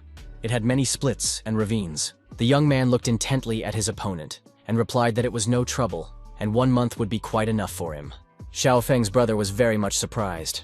He couldn't believe that a guy could clear 50 secret dungeons in a month. He opened his mouth wide with surprise. Even the guard who was standing behind was very much surprised when he heard those words. Tanzio told our hero to come tomorrow night with his companions and he would treat them. Lin said he would make a statement to the forum that Mr. Huang had invited him to dinner. The man frowned and wondered if Knight had already thought this through ahead of time. Sam smiled and said that they had agreed on everything, and thought to himself that the guy's potential was truly limitless. Our hero said he would let Xiaofeng go and remarked that he would not tolerate such a thing again. Zhangcheng replied that Han's family was not so simple, and cruel conditions breed cruel people. The guy said he didn't want to discuss Huan's family and go into such details, as their relationship is not that close. The man thanked him for his understanding. It was the best restaurant in Zhangcheng, officially granted 5-star status. It was always popular, and the chefs at this establishment were masters of their craft. The main feature of this place was that great attention was paid to the quality of customer service. Even 1 room was allocated for 1 guest. The hall is home to a service team that is constantly on call, which is where our hero came in. By the way, all guests regardless of their status and the amount of the check in this restaurant were provided with VIP service. Mumu told Lin Ye about being careful, although Mr. Huang apologized to him personally on the live broadcast. The guy told her not to worry and added that there would be no problem. And he thought to himself that Huang Tianqi had fallen at his feet like this only because he had noticed his potential and wanted to establish a relationship beforehand. The restaurant employee opened the door in front of the young men and invited them to enter the room numbered 888. Mr. Huan was already seated at the table. He smiled, asked Knight if he had come, and immediately invited him to sit down. Then he asked if the girls were his friends, and also invited them to sit at the table, and asked the waiter to serve the specialties. Then raised his glass, and asked to be allowed to apologize first for his force's misconduct, and added that it was his fault for raising him to be a vicious troublemaker. Mumu opened her eyes wide and thought about the fact that there was no ostentation or arrogance in the man, while Bai thought that reasonableness, politeness, and friendliness emanated from the gentleman. The girls also raised their glasses and reflected on the fact that Mr. Huang, a leading figure in their city, was really acting like this. Lin thought the man was sacrificing his heir and thanked him for his sincerity, and he added, if his son realizes his mistakes and learns to restrain himself, he will forget about this situation, and he shook hands. The guard told Mr. Wan that all preparations were finished, and he allowed them to bring in what was ready. The huge security guard replied that everything would be done, and just a few seconds later, a system message appeared in front of him. It detailed a piece of equipment called the Devil King's Armor. The young man thought about the fact that it was sort of like diamond armor, but not much different from his. And after all, from the outside it might seem like a crude way to profit. But he realized that it was better with it than without it. Our hero smiled back at Mr. Huan and informed him that he was happy with everything and was satisfied with everything. Baiji was very much overjoyed. She opened her eyes wide with surprise and her mouth, stammering her thanks. Su thought about the fact that 3 diamond-level sets at once. It was very expensive, and despite the Huang family's wealth, it couldn't be done just for the sake of preserving reputation. But the girl said the gear was great and thanked the gentleman for it. The entire meeting was broadcast on the air, with viewers marveling at the fact that the company executive had so much respect for this newcomer knight. The company had a lovely evening at the restaurant, and they had a fruitful conversation. Bai enjoyed eating the delicious dishes, the likes of which she had never eaten before. Lin suggested to the gentleman to proceed with the main question. The latter agreed, and noticed that there were a lot of reporters gathered outside, and said he would escort them out. The man also provided a pass to the nightmare-level dungeon Kingdom of Bones, and said that the promised resources would be added later. The young man took the pass in his hand, squeezed it harder, and replied that everything was fine. As soon as people began to leave the restaurant, a huge number of reporters shouted that Lin was out and began to take pictures of him. The guy walked forward, and journalists one by one began to ask him questions. And Huang Xiaofeng was lying in his room all bandaged up, huge drops of sweat appearing on his face. After a few seconds, he opened his eyes, saw the silhouette in front of him, and wondered who else it was. The creature laughed merrily and said that it was him. His Supremacy Mei Gao from the Abyss, a supreme demon with pure blood and great strength. The kid slanted his eyes to the side and answered through his teeth that he guessed who was in front of him, and asked if demons come to everyone in the form of bedbugs, and Mei Guo thought of the town laughingstock in front of him who was beaten by the priest. He was curious how he could be so proud, and himself told Huan about what is called a strategic retreat, and asked if he was clear. His eyes glowed with red fire. He smiled caustically and asked if Huang Xiaofeng wanted this, and he added that ignorant and foolish people were laughing at him instead of helping him, and his friends and family had chosen to side with the enemy who were mocking him. And then he offered to make a deal with him and said that he would give him a terrifying power. Thanks to this kid, we'll be able to take revenge on all those who humiliate him. But Huang shouted for Mei Guo to get out as soon as possible. The Supreme Demon said that he would show mercy this time. Xiaofen stood on the bed and declared that he didn't want the favor of a low-level bug, and shouted to give the terrifying power to the poor and losers. Mei Guo paused for a while and pondered over whether to just kill this idiot on the spot. And then he said if Huan would sort it all out and make up his mind, you'd just have to say his name. He smiled and declared that he would hear the call and give the lad the great power of the abyss, and then he would become fearless. It was a secret dungeon, the Land of Bones, level 6 to 10. Its difficulty was nightmarish. Our hero asked Bai how many more chances she has left this week to bring out her talent. Before the young men appeared system messages that the Land of Bones is an abandoned place shrouded in death and surrounded by an army of sleeping skeletons. Those who enter here awaken the monsters with their blood. Ji raised her index finger up and replied that one, since she had already gone to the dungeon twice and used it once. The guy asked her not to rush to use it, but to save it for later. Lin noticed that although the dungeon was a nightmare level, they had a set of diamond armor, but ordinary platinum drops wouldn't do them much good. The young man said about Mr. Huang promising them better resources this week, and added that they had a disaster difficulty level open to them. Knight reported that the only thing they are missing right now is weapons, so if something happens, they will sell everything unnecessary. The guy started telling the girls that they had 3 goals for this dungeon. Firstly, to get free characterization points, secondly, to get weapons, and thirdly, to strategize to mop up the dungeon. Su squeezed one eye shut, smiled, and said that they would wait for the young man's instructions. A message appeared in front of players that the difficulty level of this dungeon among professionals and players is called Bone Soup. From the following message, they learned that in order to get the SSS pass level, 4 conditions must be met. Firstly, you need to kill the final boss Ghost Rider. Secondly, destroy all the skeletons. The third condition is that you can't use weapons that can suppress all evil things. Also, players had to retain no more than 60% health. Such was the fourth condition. Bai said that it was now clear why this place was called Bone Soup, since the normal and nightmare levels were identical, and added that it shouldn't be so scary with the Holy Sword. Su smiled and noticed that with 300% deterrent damage, one could still call this level nightmarish. Mumu hugged Ji and told her not to worry, because after they left here they would buy snacks with the money from the sale, and the blonde agreed. Lin laughed and said that he understood and added that he worked here for free. The guy looked around and said that now they were starting to look around. He took his finger into his mouth and bit it with such force that it bled, which is what he needed. The young man lowered his hand down and drops of blood began to drip from the small wound directly onto the ground. The young man thought about using blood to lure all those skeletons out and make them suffer the most hated thing, the Holy Sword.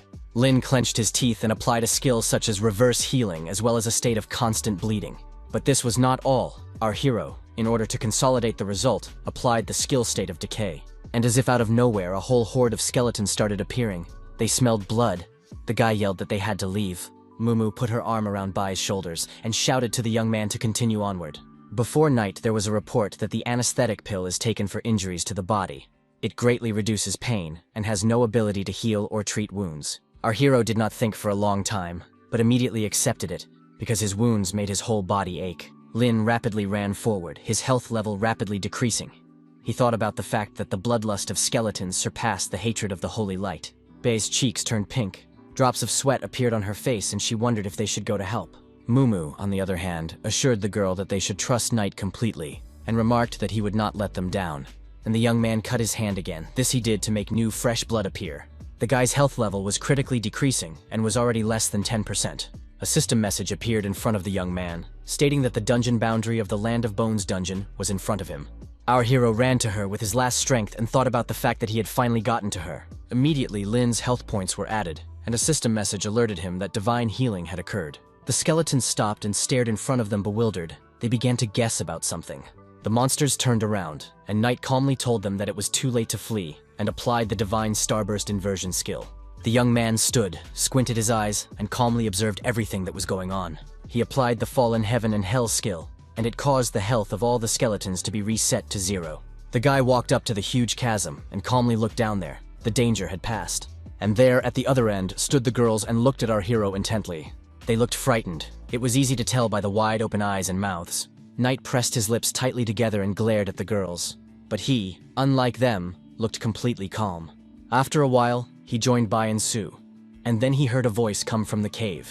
It was the skeleton boss asking who had awakened him. He appeared riding a horse skeleton and shouted that he would make bowls out of their skulls and drink their blood from them. A system message with the characteristics of the Ghost Rider appeared in front of the young men. The monster was angry beyond belief, and our hero saw a system message with the word Ogngchar. Lin's eyes burned with the fire of hatred. He clenched his teeth and said that it was all an inversion. He didn't think for a long time, and decided to immediately use the roundup technique so that the monster wouldn't stand a chance. The boss screamed after such intense attacks, and his health level gradually decreased. The monster was very surprised, as it completely unexpectedly lost 500 health points. And our hero got very excited, smiled and noticed a strong crunch that came from the monster. He saw a message that the boss had a life force inversion, a cataclysm, and the level had been increased by another 50%. The next message informed that the Skeleton King did not have critically low HP left. A message appeared again, from which Lin learned that the Undead Wrath passive skill had triggered and the boss's attributes had been strengthened. The monster's skull illuminated with turquoise light, and he screamed in a terrifying voice for his brothers to rise up. A message appeared in front of Knight that all undead were being resurrected, increasing the boss's XP by 100 per second. The young man watched as a huge number of monsters around him were being resurrected, and the boss started shouting very loudly that the stupid people would soon be finished and asked if there were any last words. But the young man was not frightened at all by these words, and began to laugh very loudly. Bai noticed that Lin is so strong, and Su said that monsters are so stupid they don't understand basic math. The boss increases XP by 100 units per second, and Knight doesn't need the forbidden healing power of the Holy Sword. Mumu said with confidence that 3 seconds was enough to finish off the monsters. Health was slowly being added, but used much more and the undead began to die. The monster opened its mouth in surprise, unable to understand what was going on. And the guy told him he'd better think about those last words, and looked at him hatefully. A message appeared in front of our hero that the boss Ghost Rider of the secret dungeon had been killed, and he received 6,000 experience and treasure chests. The young man had already reached the 8th level, which couldn't be happier. He had done what he had planned, and from the system message, he learned that he had gotten extra points and activated the gear. The girls started shouting to Lin Ye about how cool it was. A message appeared in front of them that they were not being rewarded as they had not produced any activity. After a few minutes, Mumu opened her eyes and mouth wide. She was very much surprised. A system message appeared that the final quest in the secret dungeon Land of Bones has been completed, and the stone sword key reward has been received. It opens a portal to a one-time secret dungeon. Bai shouted, and then asked if she had read it correctly that it was a cataclysm-level dungeon key. A system message appeared in front of Knight asking if he wanted to open the treasure chests, and Sue asked with surprise if there was a one-time secret key hidden in the Bone Soup dungeon that hadn't been opened yet. Lin began to examine it, and noticed that it was different from the usual one that came out in the rewards, and then noted that once used, the key, like the rewards inside, disappeared. Ji opened her eyes wide and asked if it was true that at this level, the one-time dungeon rewards were much better than the normal ones. Mumu replied that they were several times more powerful. In addition, unique rewards were sure to appear in them. And boy was I surprised, none of the professionals who passed earlier on SSS were able to stay 100% healthy. Sue replied, "Who cares?" and asked her to open the chest faster. Bai was echoing her. The girls were curious about what Lin could do without the luck skill. The young man squinted his eyes. A drop of sweat appeared on his face from the experience. He was curious about it himself. A message appeared saying that the gold-level treasure chest had been opened, and the gold-level skills Great Assassination and Black Iron Fist had been obtained. From the next message, it could be learned that the platinum chest had also been opened, and free characterization points and platinum-level gear, Zoo Hound and Meteor Staff had been obtained. Our hero said there was nothing for a priest, but this Meteor Staff would suit Mumu and asked if she needed a new weapon. The girls laughed. Sue said it was no big deal, after all. 10 characterization points were good too. A message appeared in front of the guy saying that he had gotten extra points to his intelligence. He also approached Mumu and said that this staff should match her Earth attribute of Master of the 5 Elements. And she asked where they were going next. Lin said that their team was already leading in equipment and results, and he would go through one more time to accumulate experience and reach the 10th level. He asked the girls if they could clear the dungeon solo and remarked that they wouldn't gain SSS, but S would be easy to get. But the main thing was to gain experience. Bai clenched her hands into fists, opened her eyes wide, and stammered a reply that she could. As suddenly our hero pushed aside Mumu and shouted with all his might for the girl to stand. Knight and Sue were very much startled. They opened their eyes and mouths wide as they were not prepared for such a development. The bald dude put a knife to Ji's throat and shouted to Lin Ye if he was the one who took the key to the stone sword. Bandon held Bai down and yelled, "If the young man had any brains at all, he'd better give up the key nicely." Our hero and Mumu stared at the enemy. The girl was very much frightened, and drops of sweat appeared on her face. And the bald man was pleased with himself. He put a knife to Ji's throat and remarked that otherwise she would die. But the girl was not frightened by these words at all, but rather, on the contrary, she became very angry. She started attacking the villain while yelling why Lin should give him the key. The hooded man at the attacker's side frowned, clenched his teeth, and stared intently in front of him. He didn't think for a long time and started attacking Bai. The girl saw it. Drops of sweat appeared on her face. She was scared. Ji held her huge sword in her hands and was about to confront her opponent, but her skills level were not as great as her opponent's, and she fell at the bald man's feet. The hooded bandit noticing that she couldn't be relied upon at all. Our hero looked intently in front of him and told the bandits to let the girl go if they value their lives. And his opponent only laughed and admonished the guy not to be so rude. But his joyful tone changed very quickly. He couldn't understand what was happening to him. The young man used his strength and began to attack him. The man screamed in terror and Bai was able to bounce aside. Baldy, on the other hand, yelled for the hooded man to stay out of it, as he could figure it all out himself. Another bandit who was lying on the ground was calling Knight a lousy guy and yelling how he could do that, when he didn't even have level 10. At the same time, an unknown force grabbed the girl who was in the company of the villains. Lin laughed and replied to the bandit that he would regret his arrogance very soon, and added that he would send him straight to hell. The hooded villain frowned, smiled evasively, and wished that no one from Knight's group was left alive. He added that he would kill the boy first, and there was no point in taking on the girls at all. Baldy started laughing like a lunatic, and noticed that the guy didn't care about the lives of his comrades at all. Sue was covered in drops of sweat. She opened her eyes and mouth wide with fear. She didn't know what to do. But Knight calmly told Mumu and Bai to step back, and added that the aura of the opponents had become demonic, and then stated that those had already finished their deal with the devil. He thought of the fact that they had given up their original gift for the power of the abyss, which was many times stronger than themselves, and decided to apply divine healing, an indulgence of catastrophe. The young man attacked the villains, and there were several of them, as they were not going to back down. The man started laughing and called Lin a scum who doesn't even know how to use his skills, and informed his brother that their opponents were probably well equipped, and cheerfully added that they would take all the loot for themselves.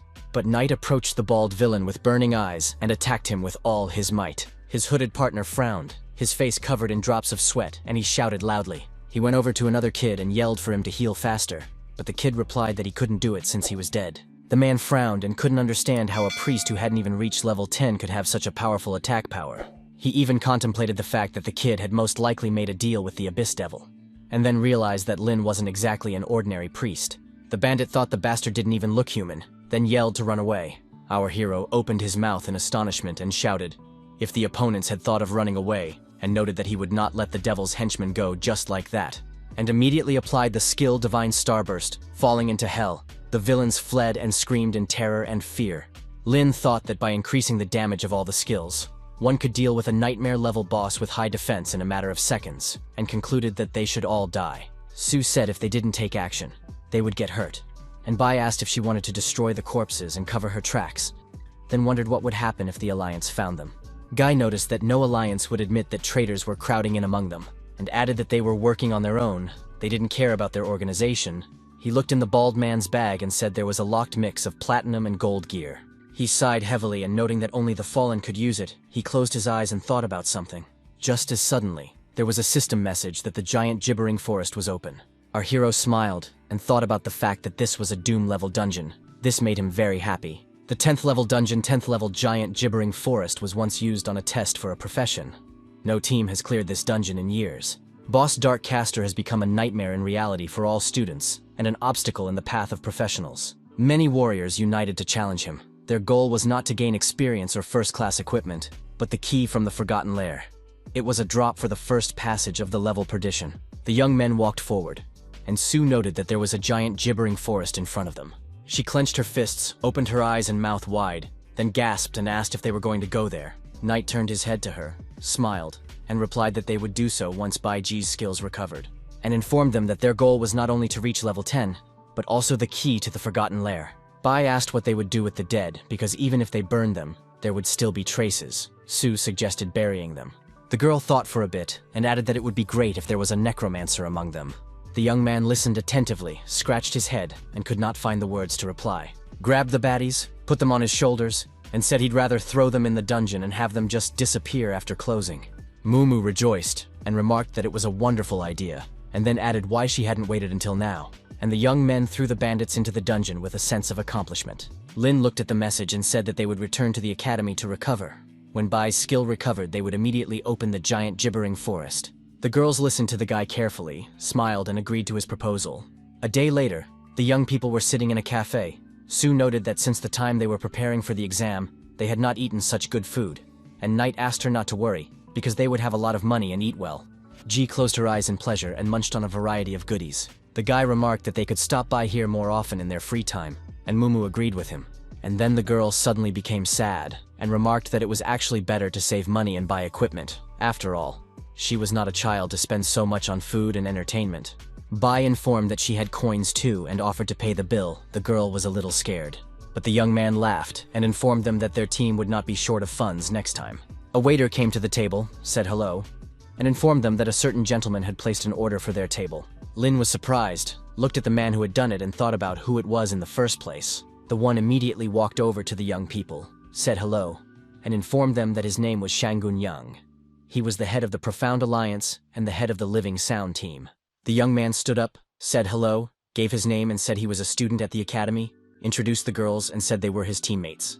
The blonde-haired man said he was here to invite them to join the live sound team, and added that they would have a pass to a professional alliance. The young men looked at Shangun Yang in surprise. They didn't expect to hear such a thing from him.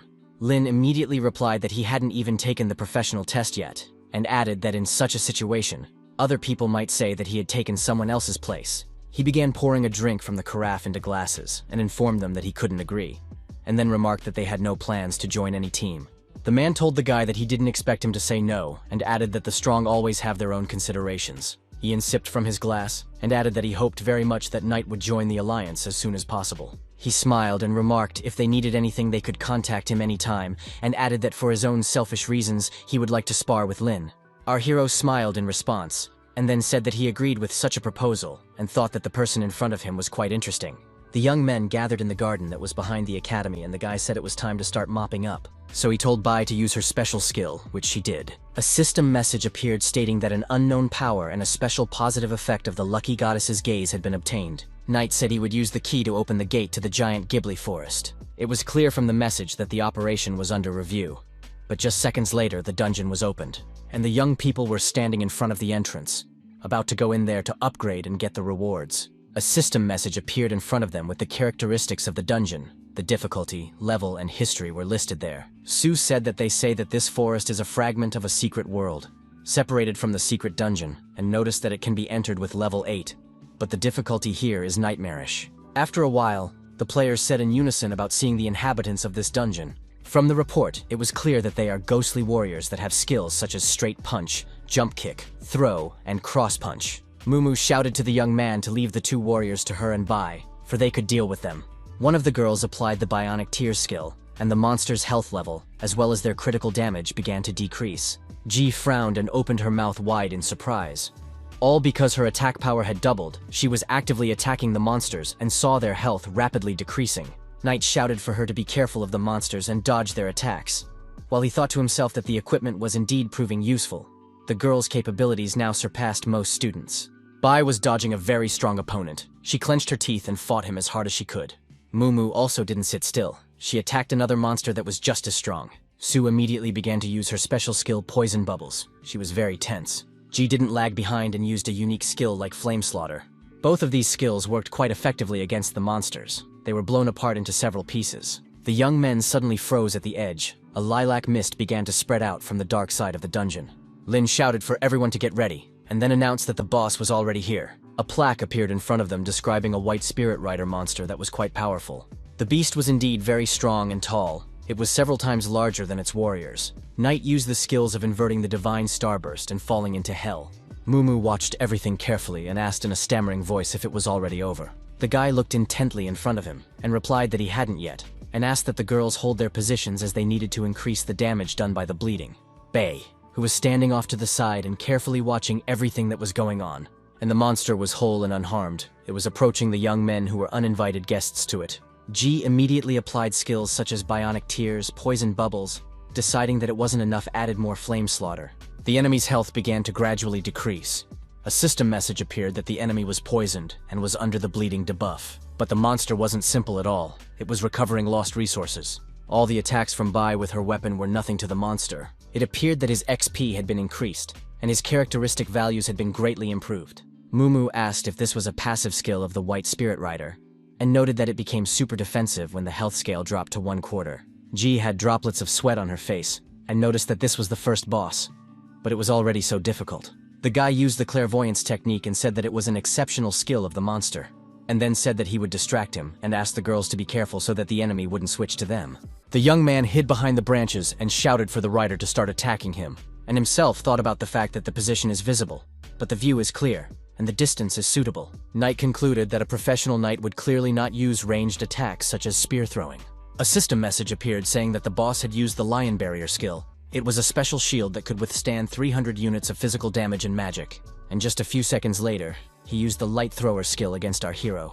But despite such a strong effort, the guy stood his ground, even though the attack was quite strong. The message that the monster had an inversion of strength appeared again.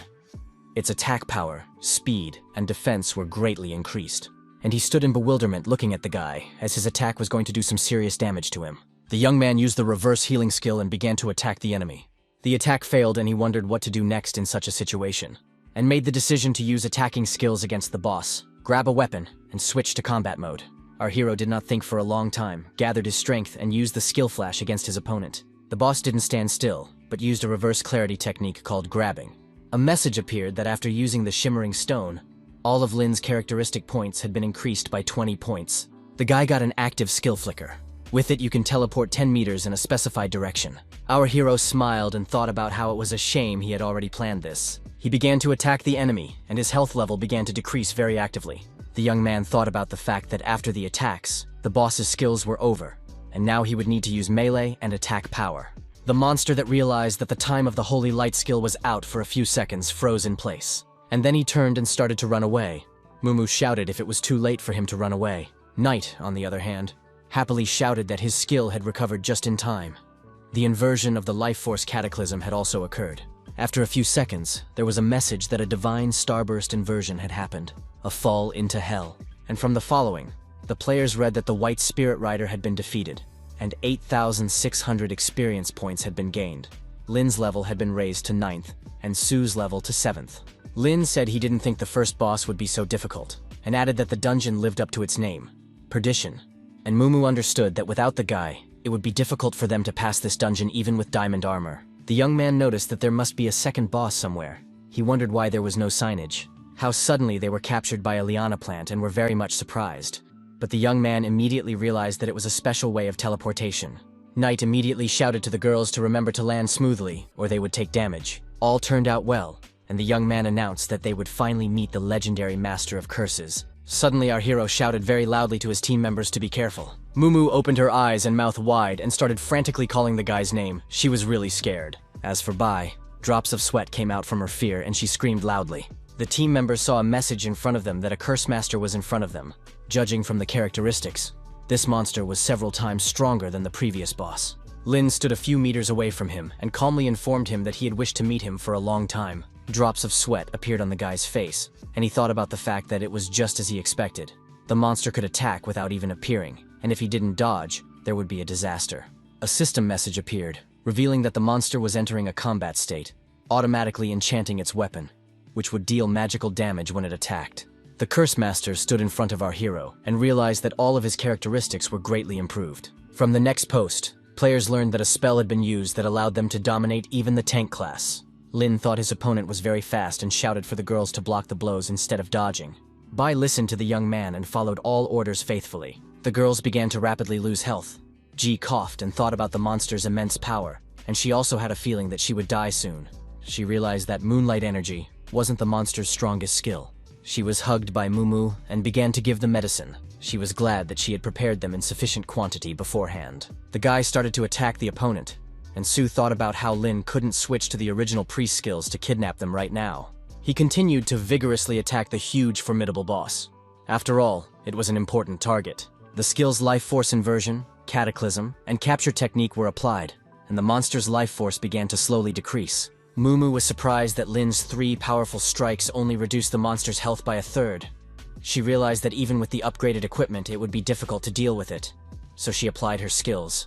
The monster's health, although it had decreased, but only slightly and not critically, this attack made it even more angry. That's why our hero thought that it was time to act dramatically. The young man moved closer to the monster and began to attack it very vigorously. But the monster wasn't going to give up and immediately applied the Rising Dragon Strike. The boss didn't let the guy recover and attacked him again, this time with a triple punch. A few seconds later, our hero's face twisted. He took a critical hit to the neck. It was a critical hit. The monster saw its superiority and wasn't going to stop. The girls were watching carefully. From shock, they could not utter a word, only opened their mouths and eyes wide. Fortunately, our hero recovered very quickly, added health to himself, and with a smile on his face, said that one should not underestimate the power of the Master of Curses, and thought to himself that he needed to be more careful. And the guy immediately applied the grabbing technique. The monster, on the other hand, was not prepared for such a development. He turned his head, and the players could tell from the system message that the priest had provoked the Curse Master. The young man shouted to the girls that they continue according to plan. Mumu replied that she understood. Knight continued to capture the enemy and thought about his task to continue growing him further, while Sue and Ji dealt damage. The young man was well aware that he needed to let the monster use all the skills. After all, he was exactly the kind of enemy that only fed on skill damage. A smile appeared on Lin's face, and he thought about the fact that even at the Perdition level, the health value and defense were greatly increased, so they needed some time. The monster looked confused. There was a report that it had shifted its attention. His health gradually decreased, and the Curse Master himself walked towards Bai, who was hiding behind a tree.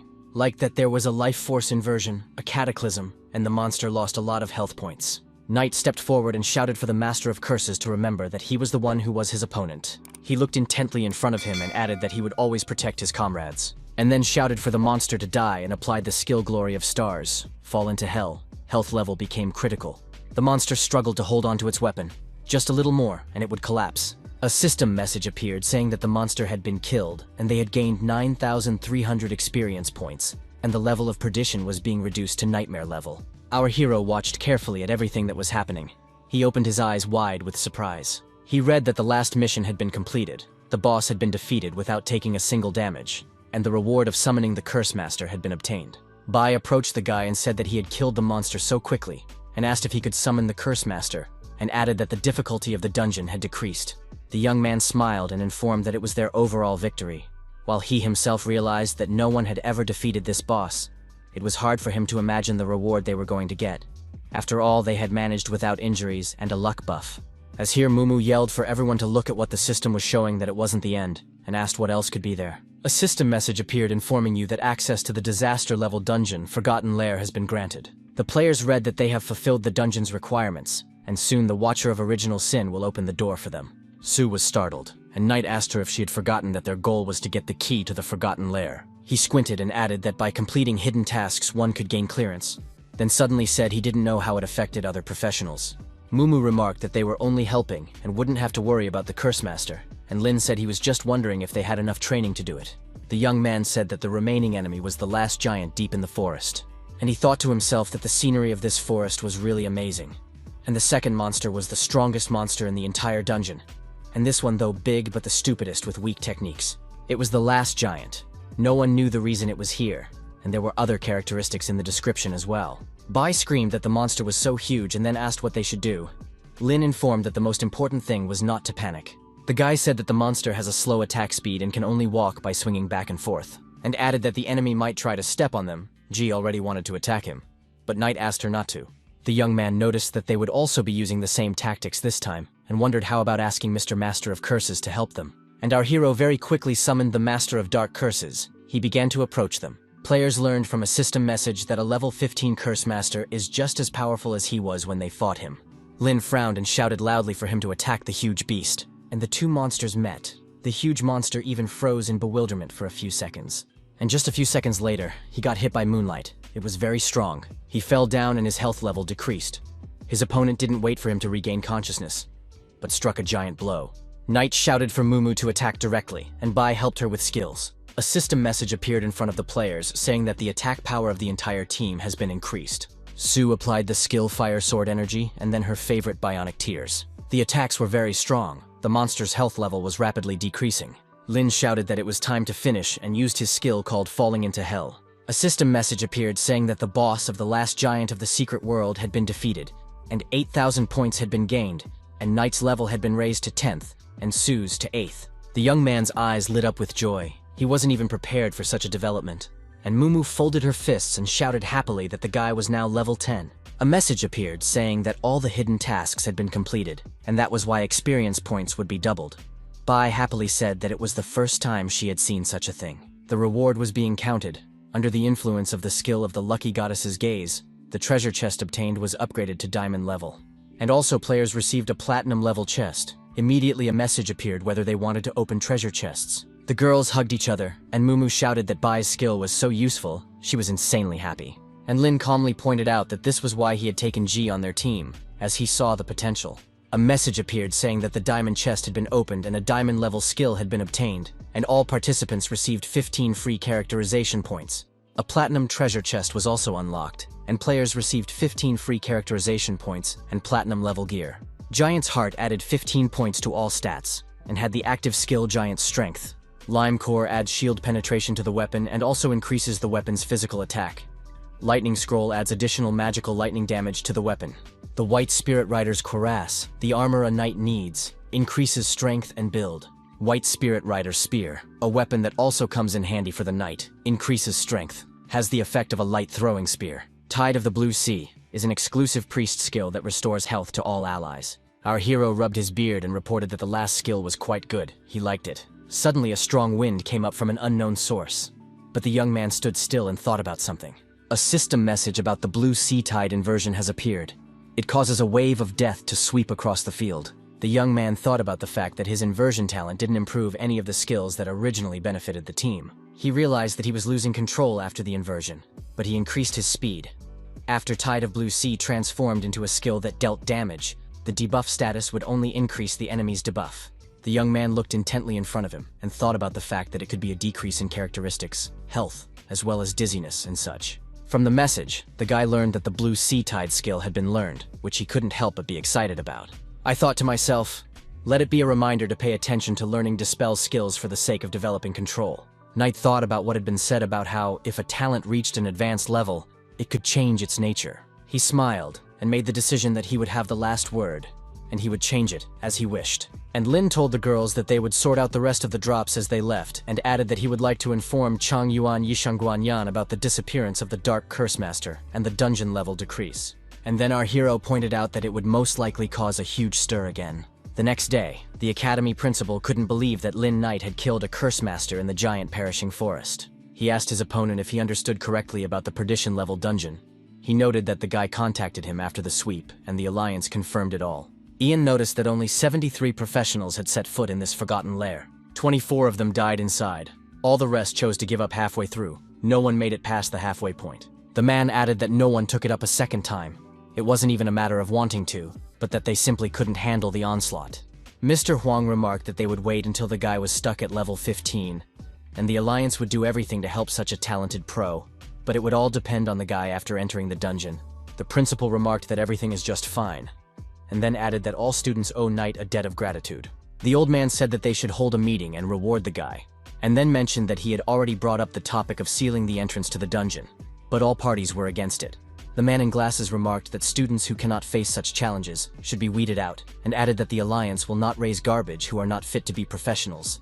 The principal said he was just pondering, and then said they had already expelled several students because of him. Ian waved his fan, clucked, smiled, and said it wouldn't happen again. Mumu burst into the principal's office, apologized, held out her cell phone, and said they had some problems. There was a post on the pro forum about Lena. The girl said that the news they broke to the Alliance had spread all over the forum. The girl said that Knight is an outstanding student of the Academy. He is a future professional who was chosen by the Alliance, and added that he is the future of the Academy. She was shaking all over and begged the principal to do something about it. He replied that they understood her worries. Ian frowned and said that he would verify all the information provided. He opened the forum, and there in the comments about the young man wrote that he was a villain, and most likely made a deal with the devil. Someone posted about having connections, his father taught Knight, and confirms that he has a connection to the Deovol. The men got very tense as most of the readers demanded that the guy be tested. The principal told Sue that he would go with her to check out the situation with this teacher. Mr. Huang laughed and remarked that it was hard to tell if that teacher even existed. Ian squinted his eyes and said that it was most likely a fabrication of the Alliance opponents, and added that they needed to issue a joint statement, and then added that it probably wouldn't be enough. Suddenly, Knight walked into the room and said he wanted to take a test for the presence of demonic energy. It was reported on television that the Alliance has strongly criticized the rumors, and that what the Academy teachers were saying was a brazen lie. The men said the rumor monger had pleaded guilty, and Lin had no connection to the devil. In the headquarters of the Alliance gathered a huge number of journalists. A huge number asked questions to our hero. He stared intently in front of him, and heard the question of whether he had come to take the initiative to conduct a demonic energy test. The journalists were covered with drops of sweat. They were very nervous and anxious. The young man began to walk away from them and calmly said that you can't be a reporter with such timidity. The journalists started arguing among themselves, asking why they were suddenly so frightened. Someone noticed that a colleague doubted the Alliance. They were asked to calm down as they were on air. Lin entered the places where demonic energy detection is conducted. The man told the guy to enter the sacred judgment circle and wait. The young man obeyed the man and began to remove his outer clothing. A system message appeared that the demonic energy check had begun. A man who was standing a few meters away from our hero noted that Knight doesn't have to do that, and added that some people just don't want to acknowledge his superiority, and then added that most professionals just believe in the young man's strength. The young man smiled and said that he had also thought about it, remarked that he was also very interested, and then added that he doesn't really care about the allegations, and remarked that he just wants the people around him to stop being afraid and worried about him. The man said they hoped the results would be good, or they would have to arrest him. Lin agreed. Our hero closed his eyes and waited for his testing to finally be over. The men watched the process closely, drops of sweat on their faces from overexertion. A message appeared saying that the check was successful, and the value of demonic energy in Knight's body was 0%. No agreement with the devil was detected. The young men got very excited, and the oldest among them said that was excellent, and added that he would print out the report now. The people who were watching the live broadcast shouted that such a thing couldn't happen, that Lin didn't have demonic energy. Others started posting comments about what the haters were going to do next. Knight said he is now going to publish his specs and gear, and if anyone doubts it, they can join him in battle and check it out in person. Juan was freaking out and yelling why everyone believed it, because the guy was scum, and he was bewitched by black magic. He was running somewhere and muttering to himself that he had to warn them. Our hero was walking down the street, a calm smile on his face, and there was someone watching him around the corner. It was Xiaofan, who was thinking about how Knight had fallen so low that he was buying tea and not paying the bills. After a minute, he started talking about where Lin had gone and swearing. He was at a loss. The boy hit him and asked if he was a criminal on the run, and Juan shouted that it was insidious. The young man remarked that it was far more insidious to pursue. Xiaofan turned to the young man and said, "It is not for Knight to say what is good and what is bad." And then he came closer and asked if the guy had met any similarly possessed demons of the abysses or something. Our hero was surprised and replied that he hadn't. And he himself remembered the event in the dungeon and thought about the fact that he had sent 2 such fools back. Huang started shouting for Lin not to be rude to him. After all, he was the one who let the young man enter the dungeon, and then the abyss came after him, and added that he wanted to tell the Alliance about it to evict the demon. The guy was surprised and asked if he wanted to say that the demon of the abyss had taken a fancy to him, and he had not only resisted the temptation, but had done it on purpose. Xiaofan hummed and remarked that some rats that dare not even appear in the human world could make him surrender. He screamed that he was born to be the main character. He had money, beauty, strength, and didn't need low-grade help. Lin looked at him and thought about the fact that he had knocked him out of first place. But what annoyed him the most was his opponent's characterization. The young man thought about the fact that Juan was able to resist the demon's temptation in spite of that, and he was very impressed by that. He went and said that he also hated the demons of the abyss, and the talents he possessed were unavailable to them, and remarked that he hoped the kid would get that, but he yelled that he didn't believe it. Our hero thought of contacting Huang Tianqi again to put his son under house arrest again, as he is very annoying. Lin Ye received a message that the guy who was spreading untrue rumors about him had been caught. The club supporting Knight wrote about that liar even reselling the guy's leadership. The young man wondered who it was, and it turned out to be Chao Yuan from their class. Young ordered that the villain be blacklisted, so he could sell and buy gear, and asked that the evidence be scanned for him, so he could publish a post on the forum. The man who wrote the message noticed that the boys wanted to teach him a lesson themselves. Lin, however, ordered him not to, and then added, if Cao was caught, he would tell the secret strategy for passing the secret dungeon locations, and with that, any dungeon could be passed. And recorded voiceover that a dungeon walkthrough guide for the Land of Bones dungeon will be released soon, and said you can check out a preview. A huge message appeared. Classmates were shocked that the dungeon could be passed with health. Knight posted that he needs students to be notified that anyone who buys or distributes pirated copies will no longer be able to get his manuals. It was posted online that all pirated copies of Lin's manuals would be removed. Bai had read that anyone who wanted to distribute them again would be blacklisted and unable to receive any future guidance, and accomplices would also be blocked. The young man gritted his teeth reading such a message, and thought that now there was no way to save money. But there were some users who agreed with Sol Yuan and considered him a hero. A dispute started between users, for most believed that the labor was stolen from Lin by a thief and profited from his gigantic labor. There were some students who thought that everyone twisted as they could. This was the case for Yuan. Those on our hero's side rejoiced that they would have a trial version of the new manual. Some users wanted to join Knight's team, so they could also get the guides first. The girls who read the chat were very surprised as they read that the new guide would only be available for purchase and copies would be deleted. A young man was walking up the steps, and the chat was writing about getting other users to join the group, as new guides would be coming out. And the number of subscribers increased rapidly, because it wasn't just a fan group for Lin. Guy, on the other hand, thought about why the number of subscribers had increased so dramatically, and came to the conclusion that sometimes a point is more effective than a fist. He was happy that this way he could stabilize his source of income, and said it was time to sort out the stats. A system message appeared in front of the guy, showing his characterization. He was very surprised as there was an exclamation mark next to the awakened talent, and he clicked on it. A message describing the skill opened in front of the young man.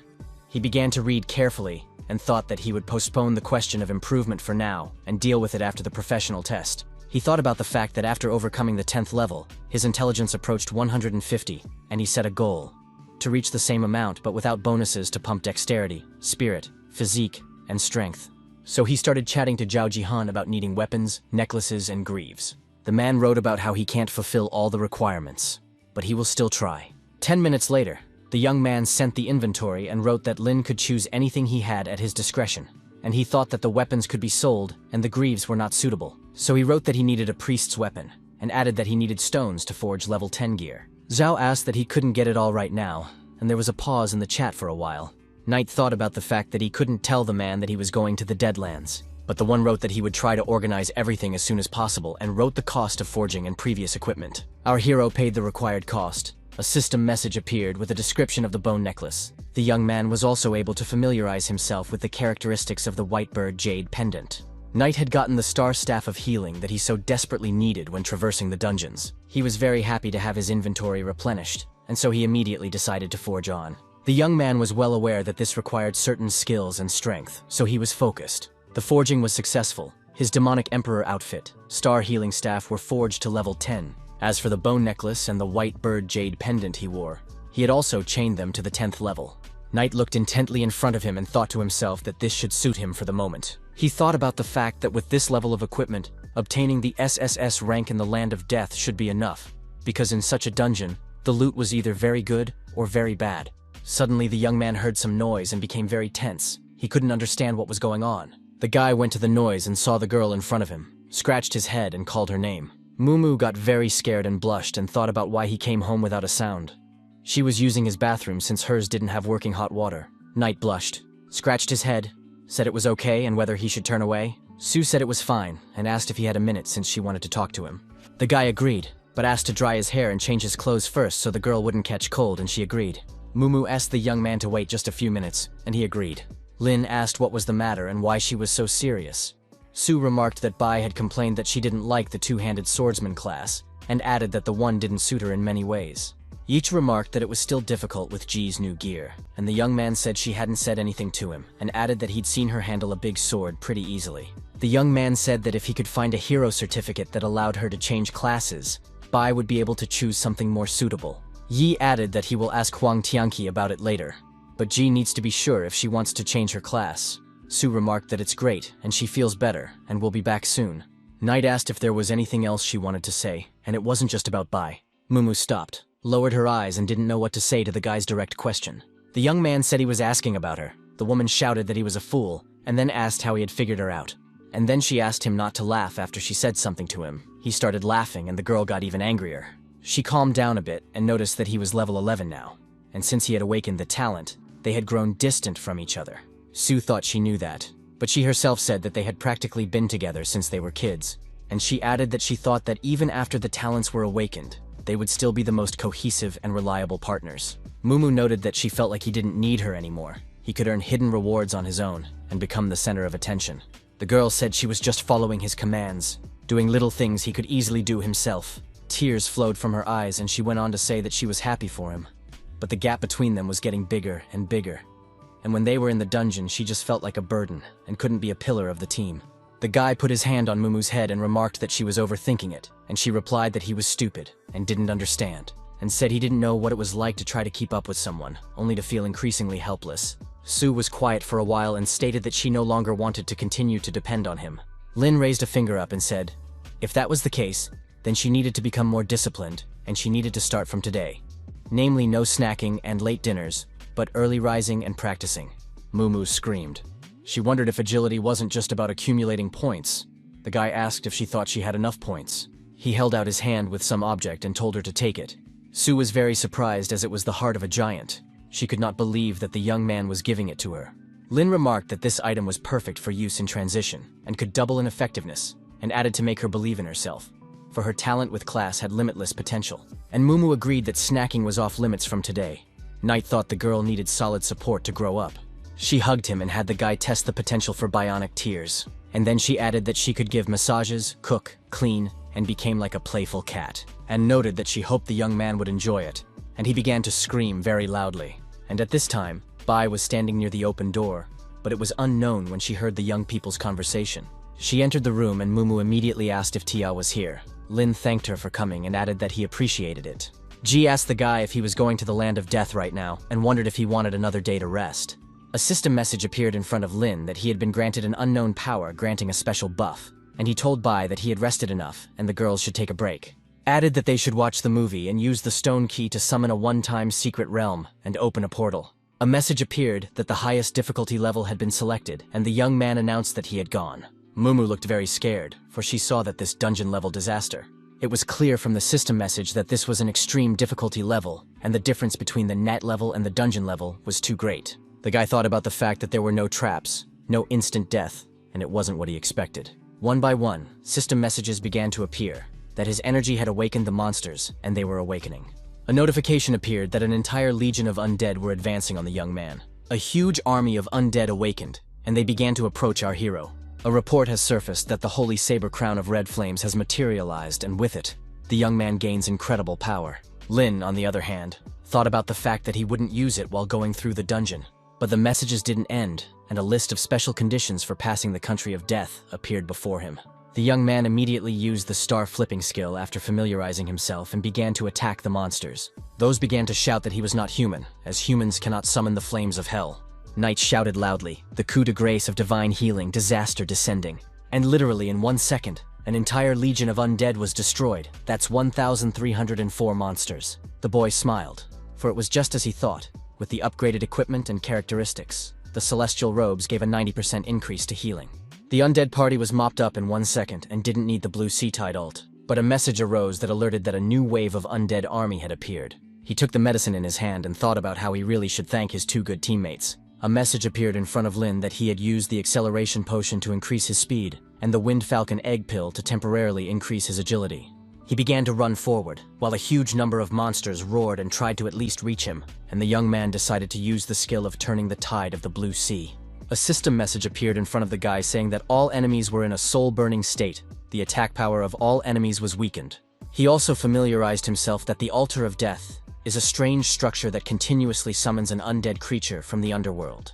But that wasn't all, as the zombie butcher was a very mysterious, yet dangerous creature.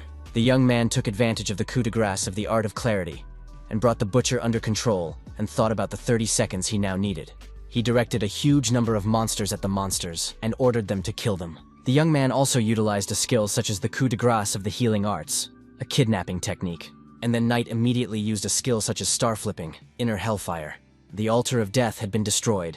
The summoning of the undead in that area had been stopped. The report attested to that. The young man immediately used a skill such as the abduction technique against the monsters. From the next system message, our hero learned that the divided zombie butchers had been defeated. The Skeleton King and the Eternal Lich had awakened.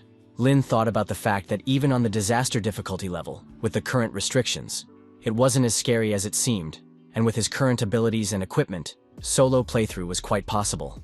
And the young man shouted for the Master of Curses to come out, as he was the one he needed this time. A message appeared that a level 15 cursed Dark Knight had been summoned. Our hero saddled him like a horse. Suddenly there was a message that there had been an awakening of the undead. The young man stood on the back of a huge dragon and flew forward, but he didn't think of stopping. After a while, he stopped near a huge throne where another monster sat. It was a Skeleton King. He was the one who strengthened the surrounding undead creatures. And he also used hordes to hunt down enemies. An Eternal Lich who willingly accepted the realm of death, he turned himself into an undead using dark and necromancer magic. He is much smarter than typical undead creatures. He was also standing in front of Lin. But the young man slammed his weapon on the ground and shouted to his huge helper that they must be killed. The guy heard someone call him Master. He let out a heavy exhale and let out a curse. After a few seconds, our hero held his hand up and told the knight that he could begin his task. The Eternal Lich opened his eyes wide with surprise and his huge mouth with scary teeth. And the knight threw himself into the attack, but our hero used a skill called Moonstrike. The monsters that were nearby began to shriek with fear, for they were sure of their own superiority. A huge curse shield appeared in the knight's hands. It was capable of reflecting all magic damage received in 3 seconds back to the source. The Eternal Lich began yelling with all his might for the Skeleton King to help him, the monster shaking with fear. And the monster sat on his throne, his eyes burning with green fire. He only opened his maw wide. But Knight tapped his weapon on the floor and noticed that his opponent was him. The guy also used the skill of flipping the tide of the Azure Sea, the Sea of Undead. Reports began to appear one after another that the Skeleton King was falling into a state of withering, and then into a state of weakness. The knight applied the dragon's upward strike, 3 consecutive strikes, and the monster only odd. But the attacks didn't end there either. The Curse Blast skill was applied, and the Skeleton King screamed. The Eternal Lich's jaws twisted. He opened his already huge eyes wide and shouted that it was a black hole. He began to attack the knight of our hero. The latter was able to dodge at the last moment, but still, he was hit a little bit. The Eternal Lich was very happy about this and started laughing merrily. He already felt victorious. But Knight attacked the monster. Knight shouted to his assistant to be careful as the undead were going to self-destruct and take him with them. A violent explosion happened. A system message appeared saying that the undead Lich had sacrificed his own soul, nullifying all remaining health points. releasing ice magic in a wide radius and dealing damage. The knight stood beside the Skeleton King, whose health level was already at 0, and informed Lin that target 1 had been eliminated. The guy looked at what was left of the monster and remarked happily that it was a great job. Suddenly there was a breeze, and our hero calmly spoke of disaster descending, and the monster was saying with his last strength that he was an ignorant man in front of him, and the real despair was ahead. A system message appeared stating that by destroying the Skeleton King and the Eternal Lich, Knight had met the basic requirements for completion. The young man walked over to the knight and used a healing spell to restore him. The knight began groping himself with his hands to check the integrity of his defenses, and the guy used a clarity spell. He then pointed his weapon at the altar of death in order to destroy it as quickly as possible. A report of a dark winged dragon, former partner and associate of the dark cursed knight who abruptly summoned him, has surfaced. The young man told the knight that with the destruction of the altar, the undead creatures were no longer a threat, and they would simply finish their purge and leave for the next location. The young man looked intently in front of him and announced the last 2 bosses left, and then added that it should be done by the knight to save the time and effort of moving and destroying monsters. As suddenly a huge monster started screaming very loudly and approaching our hero. Toth informed his aide to be careful as they had been spotted by the enemy, and the monster approached them and began to yell as if it was not its own voice, about to devour them.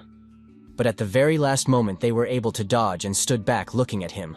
It was a great dragon of death. It was revered while alive, was resurrected by the king of the dead of the necropolis after death. This information was listed in the system message. As for strength, endurance, ear, and agility, these metrics were unknown. It shone with huge eyes and canted its large maw, and behind it was another monster. The system message indicated that this was the daughter of death. She was originally a pathfinder from the elf race. Lin asked the knight which was scarier, him or the one-time secret dimension, and then pointed out that he wouldn't let anyone reach the SSS level. He bounced to the side and applied skills such as Reverse Starlight, Illuminating Fallen Hell, Reverse Azure Flow, and Sea of Undead. The daughter of death squinted one eye and said he was a despicable human ant, and asked how dare they attack from around the corner. Knight looked intently in front of him and asked if they wanted to turn the tide of battle, and noted that he would show what a real surprise was. Our hero began to attack the opponents, and with such force that in different directions flew stones, dirt, and dust. The daughter of death laughed and remarked that the young man's attack wasn't bad. The guy, however, caught the arrow that she aimed at him with his hand, giving him a boost in health points. The monster shrieked and yelled that it was impossible. After all, her arrow had hit the young man exactly in the heart.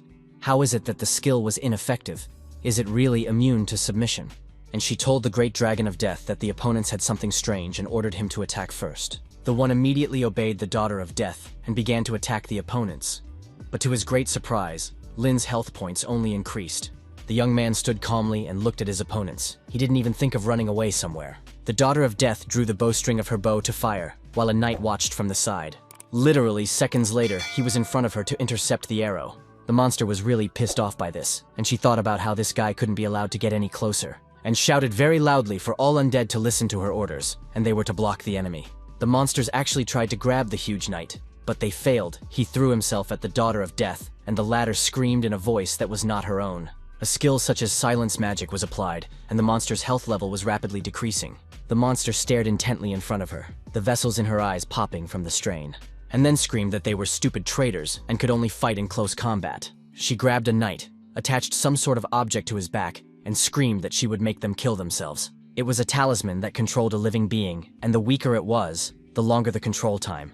And through this device, a suicide command was sent for the creature to commit suicide. The daughter of death drew the bowstring and shouted that although it was only a second, it was enough. She started attacking the knight. The knight couldn't understand what was happening. His health level was decreasing. Knight saw all of this and yelled at him with all his might to switch into a protective stance as soon as possible. The knight began to summon a black shield, greatly reduced in speed due to its weight. Damage was reduced by 70%. The daughter of death resented the fact that her opponent had taken so many attacks and remained alive, but promised to bypass the shield and finish him off. She put that into practice very quickly and began to attack the knight, his health level rapidly decreasing. The monster noted that the enemy had no more health and she would deal with him very soon, then take on the companion. Literally seconds later, the daughter of death cringed as she was affected by the reverse ghost binding spell. Our hero looked at her intently and wondered what she had just said. He unblocked the negative effect. The knight began to regain health, and the guy asked who was going to deal with who here. The daughter of death, who couldn't disentangle herself from her bindings, cried out that this was happening. She looked at our hero and couldn't understand why he was still alive, but he wasn't going to answer that question. The young man applied interruption skills as well as a growing dragon strike. The boy looked intently at the dragon daughter and said that all the stars were shining. Before he could finish, there was a huge explosion and only shreds flew in different directions. After a few seconds, a message appeared in front of the young man saying that he had killed the dragon of death. The daughter of death began to call out to him very loudly. She was so confused she couldn't find the words, and then screamed as much as she could that the opponents had no fighting ethics at all. Our hero was completely calm. He summoned the spirit reversal cure skill and descending calamity. There was a very strong explosion. Pieces of rocks, dust, and dirt flew in different directions. This was Lin's way of dealing with the daughter of death. He told the knight that he would deal with the northwest, but he himself chose the southeast and ordered that it should be cleared quickly. The guy thought about the fact that if they completely cleared the altar, it would be over quickly. Because although the dungeon was special, it wasn't as difficult as expected. He applied the skill reversing the tides of Azure Sea, Sea of Undead, and reflected on the fact that they could clear the dungeon in less than 10 minutes, and they had more than enough time. After a while, the young man stood on a mountain of skeletons that no longer posed any danger. Guy received a notification that he had destroyed the remaining undead creatures in the Land of Death and completed the first 4 quests. He stared intently in front of him, and the thought that something was wrong here gave him no peace of mind. A notification appeared that the avatar of the 2-winged angel Kuro was about to descend, and that the 5th specific quest, Choosing Destiny, had been unlocked. And a few seconds later, Knight saw huge white wings that were rapidly approaching. A system message appeared saying that he had the choice to accept divine favor, accept the reward from the 2-winged angel Kuro and give his souls to the undead, and then leave the earth. After a while, the notification appeared again. It was suggested to kill Kuro's shadow avatar. Our hero thought about what it all could mean. If there is another hidden boss in this dungeon and in front of him appeared again a notice to make a choice. The guy had read that if he successfully killed the angel avatar Kuro, he would get a Q-level rating. He was surprised that the SSS rating, it wasn't the highest rating in the dungeon. The young man wondered if this information was known to the other adventurers, or if they were hiding it. The young man looked in front of him and had a lot of thoughts in his head. Suddenly, the system message that the dark cursed knight had left the battlefield appeared in front of him again. A summoning recharge had occurred. Knight thought about how overwhelming the pressure was, but according to the notice, he wouldn't have to face the creature. The young man began to look around to see Kuro's avatar, and he succeeded. A characterization notice for the 2-winged angel Kuro appeared. It was not recommended to fight it, and the abilities were hidden. He smiled at our hero and told him that he had done well, and added that he represented the Holy Realm to show his gratitude and the undead should rest in the ground forever. Kuro added that Lin should leave the Holy Sword, the Crown of Scarlet Flame, and could leave. But the guy asked if he wasn't due some kind of reward since he had handled all the undead creatures here. The angel got angry and asked if the young man was questioning his words, and added that a man should have a heart full of gratitude, and told the lad to go away and not interfere with his work. Knight didn't think the angels here were so lofty and used humans as cannon fodder, so he asked if there was anything else here that needed mopping up, and then added that the credit belongs to him, why then it should be Kuro, and used the universe flip skill. The angel called the young man an insignificant ant and added that serving the great holy kingdom is the highest reward for mankind, and the guy is full of greed and defying the divine decree. The expression on the angel's face changed very quickly, all because our hero had applied the loot skill. The young man frowned, glared at Kuro, and shouted at him to shut up. These words made the angel very angry, and he shouted very loudly for the divine power to fall. There was an explosion of such force that huge stones sprinkled in different directions. But our hero remained unharmed. Only his hair stirred from the force of the shockwave. Kuro's eyes burned with hatred, and he shouted that he had revealed our hero's weaknesses. He attacked Knight with all his might, using the skill crown of Scarlet Flame, Direct Strike. A huge sword pierced through the young man's body, and he used the Heaven and Earth flip skill. It would seem that our hero's days are numbered, but no. His health level recovered very quickly. Angel was very angry. He furrowed his eyebrows and clenched his teeth so hard that drops of sweat appeared on his face, and then shouted for the young man to not even think of using sneaky tricks to avoid divine punishment. But our hero didn't listen at all to what Kuro was telling him, and carried out the lightning call. His health level increased significantly again. The guy through gritted teeth applied the star flipping skill, and the angel would not be appeased. He spoke of a creature like the ant seeking death, and shouted that Lin was about to see what happens when you defy a holy angel. Knight thought about how his opponent had seemed intimidating at first, but now he didn't seem so smart anymore, and he had the opinion that it was just a projection and not a real body. Kuro shouted, "How was this possible? Physical attacks or magic, ranged or short-range skills?" He wondered why the man wasn't taking damage, but rather constantly healing. The guy had his health points added again and thought about the fact that someone who had seen him defeat previous bosses wouldn't ask such a question. Angel asked if the young man was invulnerable, then shouted that there could be such a thing. that Lin Ye had an invulnerability skill. Knight replied that he had the skill, and all Kuro could do was rip out a strand of his hair, or rip out part of his clothes. The young man looked intently in front of him and decided to use the blue Siku skill. But that wasn't all. He activated the Ku divine healing skill and disaster began to descend. The angel fell from a height with all his might, and hit very hard, and his health level was negligible. He frowned, clenched his teeth, drops of sweat on his face. He wanted to say something, but he couldn't. Our hero took advantage of a new skill. It was a Ku of the healing arts. After a few seconds, a message appeared in front of Lin that he had killed the projection of the two-winged angel Kuro. The one-time Deathground dungeon had been completed, and the reward calculation had begun, and he had received an additional diamond chest. The guy reached the top ranking. He read that the secret realm would soon disappear, and the accumulated power would materialize into an exclusive reward. A system message appeared stating that he had received an exclusive weapon of unknown quality, the shimmering moon shadow blade. The young man took it in his hands and began to examine it carefully, for he realized that it was unique. A notification with weapon characteristics appeared, as well as information that absorbing similar weapons improves quality, enhances blade characteristics. Also, Lin read that the weapon has a redemption form. Each strike gives redemption energy, and the destruction form turns the blade into a weapon that deals damage. But that wasn't all, as the moon shadow form dealt physical damage and restored health in proportion to the damage dealt, and the blade also possessed the death of the sea moon characteristic. The silent destruction feature allowed you to create a powerful strike that would deal a huge blow to all enemies. It also had a characteristic such as the moon shadow rift. A notification appeared that the blade could heal or kill, and Knight thought about the fact that 3 forms and 3 ults was a near-perfect combination with his innate ults. He opened the diamond chest and got 20 free points, an ice bow, a diamond skill, a platinum equipment, and thought he was lucky. Our hero made the decision that he would invest all of his points in intelligence, and also said that his characteristics, based on the message data, were now roughly at the level of a level 20 professional. The young man reflected on the fact that this was only his first goal and climbed up. He stopped near the portal, and thought that while the Goddess of Luck's gaze buff was active, he should clear a couple of level 10 dungeons. The kid's voice came from the bushes, saying through gritted teeth that he was waiting for Knight. The one turned his head in bewilderment at the sound, and asked his opponent who he was. The kid started waving his weapon and shouted like a madman that today was Lin's death hour. Madman shouted that it was our hero who ruined his reputation, and added that everyone wanted him dead. All because he took his guide, and added that everyone turned their backs on him. The guy grabbed his weapon and asked if the kid was done, while he thought about the fact that he had warned the students not to waste time because of anger, and the students promised not to get involved. Lin originally wanted to teach a lesson, and himself hit the opponent and said that selling manuals was illegal, and slander was also illegal. The kid dropped to the ground, frowning, clenched his teeth, his whole body shaking with fine trembling and anger.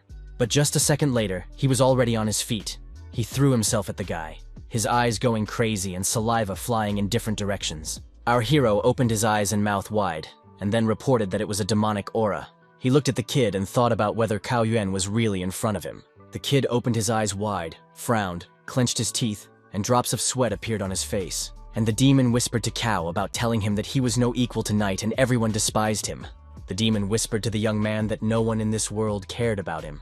He also emphasized that no one wants to take care of him, and added that Yuan is just a bunch of dog shit that makes geniuses even brighter. And if he doesn't embrace his role, he'll be hated even more. Cao got angry and screamed that he would kill Knight, and the demon whispered that it was fine, and he would gain power beyond the heavens and change his whole life. The kid fell to his knees and began to beg Megao-san to grant him the power of the abyss. Then Yuan got to his feet, looked up, and announced that he no longer wanted to be human. Lin pointed his fingers at him and noted that the kid was spoiled by the abyss, and added that he had been infected by an abyss demon. Yan rushed to our hero, and noticed that the power of the abyss was so strong that his body had become so powerful. Knight said that the guy had a chance to stop, and if he continued, there would be nothing left but to kill him. There is an article in the Code of the Professional Alliance that states what to do when encountering a spoiled one. Cao started laughing and asked Lin if he could really kill him, started swinging and shouting that it was his retribution. And he made a horizontal sword strike, a version of the abyss. Our hero fell to the ground. But still the enemy was able to wound him. A notification appeared that he was subject to the invasion of the forces of the abyss, and all of his stats were reduced, damage was increased, and he was affected by a permanent bleeding effect. Our hero got to his feet.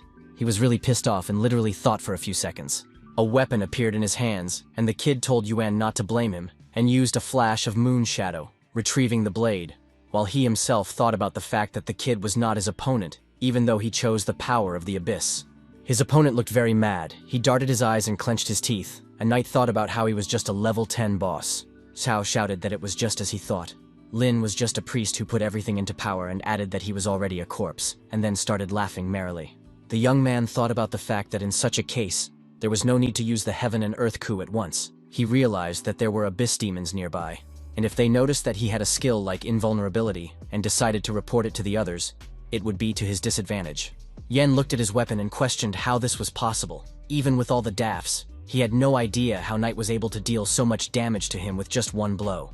Our hero looked at the opponent and thought that the kid had no theoretical knowledge or observation skills. Cao didn't notice the magic damage, and he should hurry up to lure out the demons. The fat man began to run away, blood streaming from his wounds, and he was swearing. The young man clenched his weapon harder and thought about what he should do to keep Yuan alive, whether to trap the demons.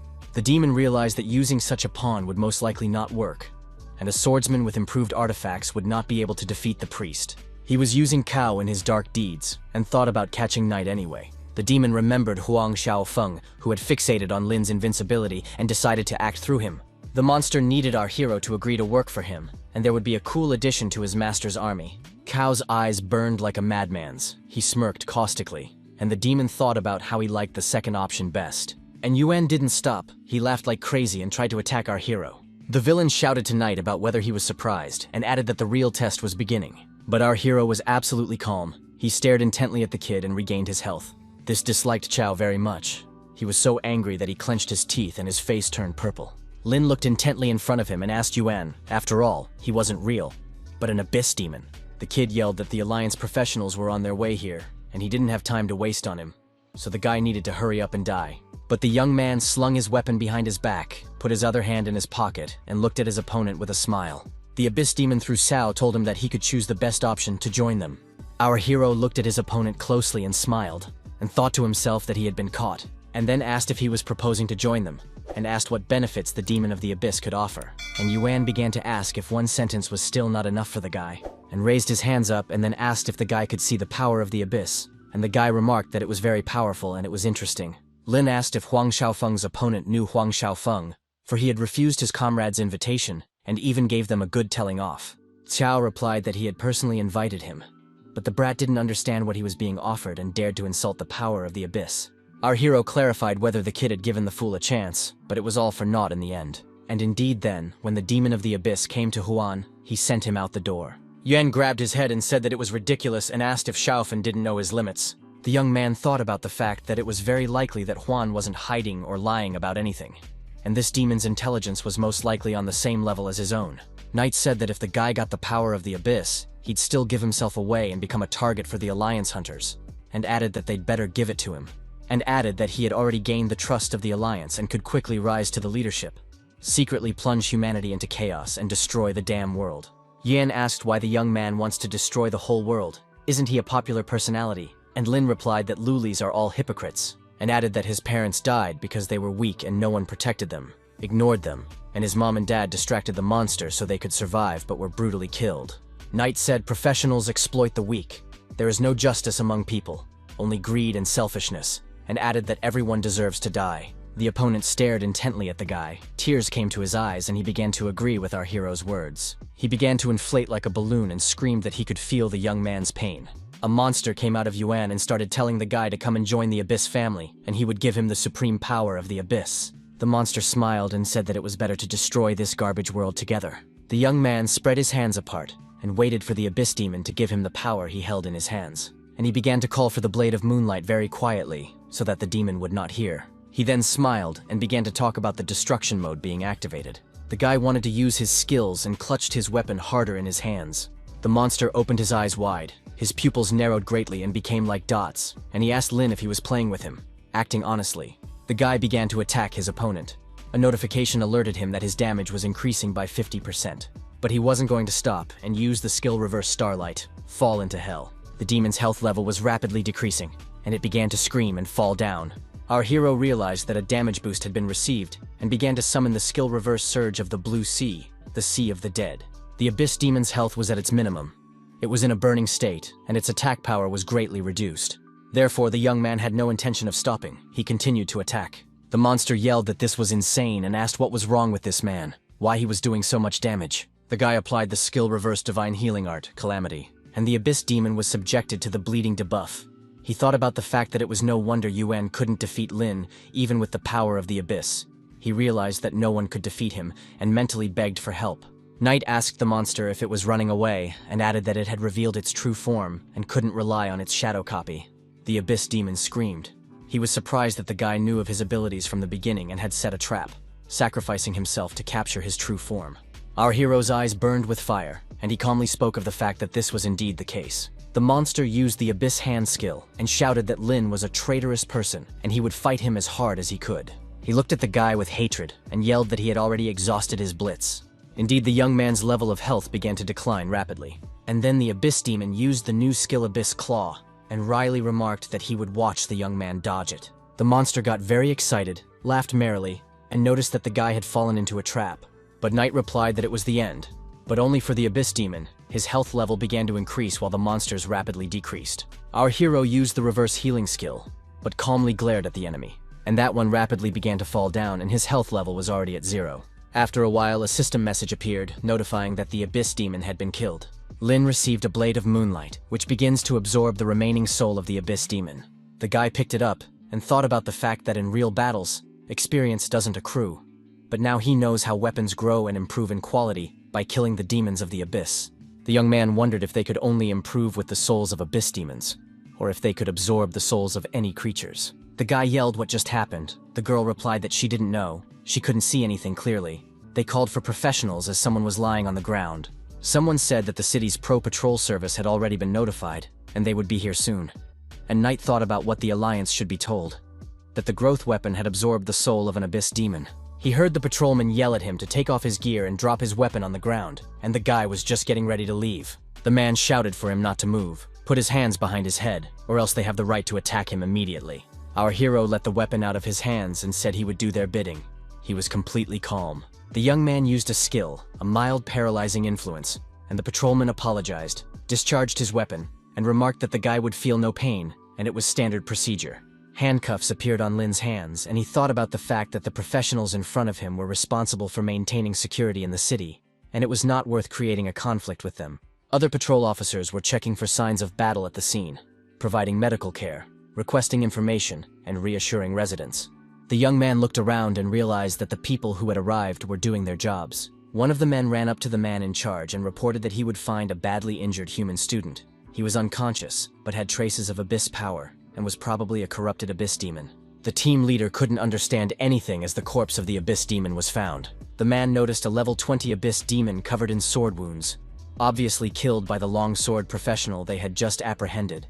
Patrolmen were watching camera footage, and someone asked why only a skeleton was left. The young men frowned, droplets of sweat appearing on their faces, and they couldn't believe it was possible. A system message appeared above Knight with his name, level, and personality description. The patrolman couldn't believe he was the one who killed the Abyss Demon. But someone did recognize him and remarked that he was brilliant. A young man came over, said hello to Lin, and noticed that he was Wang Ma Chao, the captain of the first Abyss Demon extermination squad under the Professional Alliance. He immediately asked the guy if he had killed the Abyss Demon, and clarified if that half-dead student had been influenced by that monster, becoming corrupted, and then the young man subdued it. Our hero replied that it was him, and noticed that Yuan had turned corrupt before his eyes and tried to kill him. That's why he took action. Wang asked how he captured the demon since they hide their form. Knight remarked that he thought the demon was watching his victim from afar, and when he saw his failure, possessed him and pretended to offer power. That's when he manifested his true form to give him power as well. The young people opened their mouths wide in amazement and asked if this was all possible. Ma Chao thought about the fact that it was not easy to deceive such a cunning Abyss Demon. But after all, this was a student who was about to take a professional test. The man said Knight had single-handedly handled both the corrupted demon and its true form, and then offered our hero to cooperate and walk with them in the Alliance-ill Alliance. One of the patrolmen noticed that it wasn't just a student in front of them and asked the captain if he hadn't heard about his reputation, then added that this guy was very famous. Wang frowned and said he didn't go online, but given the seriousness of the situation, they should follow standard procedure, and turned to the guy, with words that he understood them, and added that it might affect his upcoming plans for a professional test, but he couldn't make any exceptions. Our hero looked intently in front of him, and thought about the effect of the goddess of luck's gaze, disappearing. He sighed heavily, and reflected on the fact that his advantage in the professional test was still huge. The output had exceeded the target even before reaching the mark, and the young man told the captain that he understood and fully supported his work to fight the demons of the abyss. The man in the white tunic told Wang Ma-chao that there was no need to bring Lin Knight back to the department to investigate or keep him under surveillance. It was the captain's boss, and added that they would handle the guy after the test. The man covered himself in drops of sweat and remarked that it was all part of standard procedure and they couldn't break it, and added that if he let the young man go, he would be punished right at headquarters. The boss pointed out that no one would bother Wang. After all, it wasn't just his decision. It was a directive from the president and all the other department heads, including the famous curse master, and added that the young man had managed it alone without injury and qualified for the forgotten nest. Our hero scratched his head, but before he thought that the rumors on the internet were exaggerated. But the captain looked at the young man, and he was concerned about whether he really has unprecedented divine skill or talent. Knight asked his boss if he would be questioned. The boss said no, and informed him that the guy needed to focus on preparing for his cases. Also, the man in the white tunic remarked that if the guy needed anything, he could feel free to call the professionals for help. Wang, with his arms in his hands, began to apologize and said that he still had one question for Lin. The young man took the sword, and the capital asked if this matter had anything to do with the previous incident that Huang Xiaofeng had reported. Our hero said that this demon Megao, the same one that failed to bite Huang, after his plan failed, he turned to Chao Yuan, and he himself thought of Wang as a professional as he connected the two events. The boss noticed that Xiaofeng's constitution after testing is confirmed as 1 in a million. The genius of the corrupt abyss demon. Knight noticed that he easily managed to fool the demon while Huan remained untouched. The man in the white tunic said that our hero was able to deal with the monster, catch the corrupt and collect valuable information, and he does it better than lazy, highly professional fighters. The boss allowed Lin to go, but he informed him that he wanted to talk about something, but not publicly, and asked him to clear the area. The man in the white tunic ordered the area cleared, and Wang Ma-chao said to take the team away and give the weapons to Knight. The captain advised that the first active squad pack up and leave the area, and then he asked our hero for forgiveness for his recklessness. The young man replied that it was all right. The guy activated confidential mode. The boss noticed the area was cleared. Our hero revealed an exclusive growing weapon. Noticed he got it when he cleared the land of death, the hidden light of the flashing moon. But after he killed the demon, the weapon absorbed its power. The man was very much surprised. He opened his eyes and mouth wide and couldn't believe it. And Knight said there is little information about the growing weapons. Even the best libraries don't have detailed descriptions.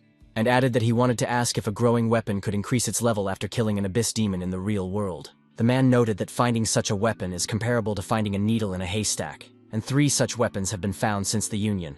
But this is classified information, and he doesn't know all the details. And then added that he could tell one thing. From what he knew, growing weapons could gain experience by defeating monsters in dungeons and raising their level that way. But no weapons gained the power of demons. Our hero looked intently in front of him and wondered if he was the first. The boss replied that it was true and thanked the young man for confiding in him and sharing important information with the Union. Knight revealed that he thought that although the blinking moonlight was the first weapon that earned experience after killing dungeon demons, but there were likely other such weapons, and added that he was not the only one, and there might be more such weapons in the future, but they could be retaliation for the demons of the abyss, and it would be an advantage for humanity. The boss replied that it was good news, but it was best not to announce it to the public yet. An innocent person is in trouble because of their wealth. Such a rare, precious jade can start envy and jealousy. If the entire younger generation had the same viewpoint as Knight, the alliance would be much more stable and stronger. The man said that he would report the matter and the Union would take it seriously. But it was better for Lin Ye to focus on preparing for the professional trial right now, and added that after the test, the Union will contact the young man. Knight replied that he understood everything, and our hero went on his way. In a few minutes, he met the captain. The man saluted the lad and said he looked forward to joining the alliance and becoming one of them, and asked to be called Old Man Wang. And the young man agreed and went on his way. The boss asked Yankee what he thought about it. Our hero's file was on the table. The one replied that Knight not only had extraordinary strength, but he was also a calm person who thought big and planned ahead. Shang Guanyang was the same kind of person. Tianqi smiled and added that he was thinking about the fact that it was Yang who was the leader of this generation. The man in the white tailcoat sipped from his glass and remarked that it was hard to say all this because young people have their own ways, and then added that the fact that Lin could get a growing weapon that targets monsters in the dungeon was very surprising. At this time, a black foulness was spreading under the table where the alliance members were sitting. Knight entered the room and said loudly that he was back, but no one answered him. Mumu heard that the guy was already home and even saw him, but she didn't go to greet him, but hid behind the couch. The young man started looking around and scratching his head with his hand. He didn't say anything. Then he looked intently in front of him and said he could see Mumu sitting behind the couch. Sue told Lin that he could at least pretend to be Nupagan, and he asked if the girl didn't say she would work hard, but she was resting and eating snacks at home. Mumu immediately became serious and showed the guy a system message that indicated she was level 10. Our hero opened his mouth wide with surprise. He couldn't believe the girl had it so quickly. Sue wondered how it was to the guy, if it was surprising, and added that they could play together. The young man replied that it depended on her data, because she had been working hard lately and most likely hadn't slept nights. The girl replied that it didn't, and Lin said Mumu stayed up all night and worked for him. He glared at her, and Sue squeezed one eye shut and asked our hero if he hadn't realized yet, and replied that it was all biometric tears, and then informed that the new skill was only required to clear the dungeon alone, and she could directly receive rewards from the treasure chest from the secret realm dungeon. She tried them for a bit. The young man was surprised and asked if she meant to say that biometric tears had no time or distance limit and allowed them to clear the dungeons alone, unsupervised. Mumu answered in the affirmative, and then added that he was now in the nightmare of the Loch Ness monster, and added that judging from the system's hint, the final boss of the secret realm was badly injured, so it should be over soon. Knight said that's how her talent helps her level up, playing anytime and still being able to monitor her progress in real time. Sue replied that she can help everyone and asked if the young man was jealous of her. He cheerfully replied that he would also like such a versatile assistant, and then asked if there was a limit to the fatigue of the skill, and also clarified if he could brush secret worlds without restriction. Mumu said that she wouldn't have been able to reach the 10th level otherwise and asked why Lin was so stupid today. The guy replied that he was just surprised that she had such a useful talent, and added that in that case, he needed to change his strategy for allocating points from 10 to 20. The girl looked intently at the young man and asked what he had just said and clarified what other point allocation system was in place. The young man replied that she has such a system in place and needs to adjust the best method of allocating points based on her talent, skills, and the equipment she has now. Sue smiled, agreed, and said she would send it to our hero right away. The guy looked carefully at the cell phone screen and noticed that she should also include height, weight, and volumes. Mumu got very excited and asked what Lin Ye was all this for.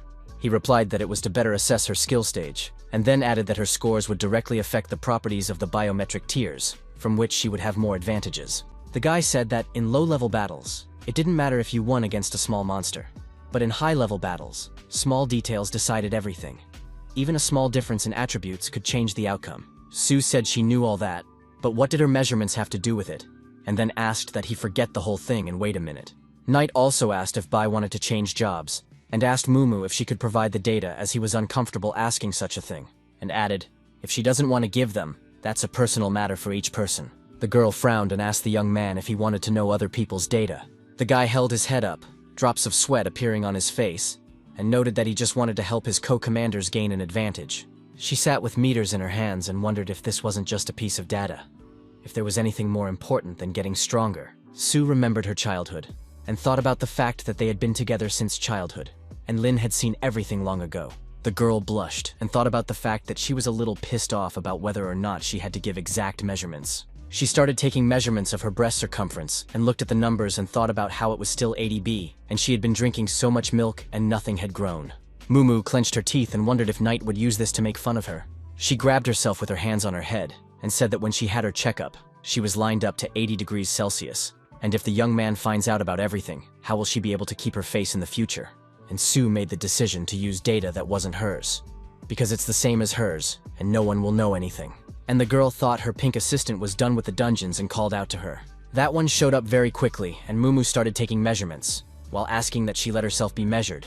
The young man looked in front of him at the closed doors. There was, and wondered what Sue was doing there for so long. After 10 minutes, the girl announced that she had finished the test, and added that he could look at it, but he shouldn't show it to others. The guy looked at the sheet carefully and asked if it was definitely her data, and added that there was some problem here. He clarified if the ADC data is accurate, and noted that it very much looks like it is not. Sue blushed and replied that she had such data during her last physical examination.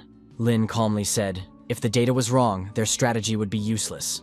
The girl snatched the sheet from the young man, frowned and began to correct the data and said that this time everything was correct. Knight smiled and replied that was more like it, and gave Mumu a flick on the forehead. She yelled. He looked at Sue intently, and asked if she had asked G for the data. The girl squinted one eye and calmly replied that Bai refused to provide them, and noticed that the one replied that she couldn't bother the big boss, he shouldn't fuss over a problem like her, and also reported that G said that Lin had already given her so much good equipment and resources, and she had earned some money and points. Then Mumu laughed and pointed out that the silly girl wasn't afraid to show her data.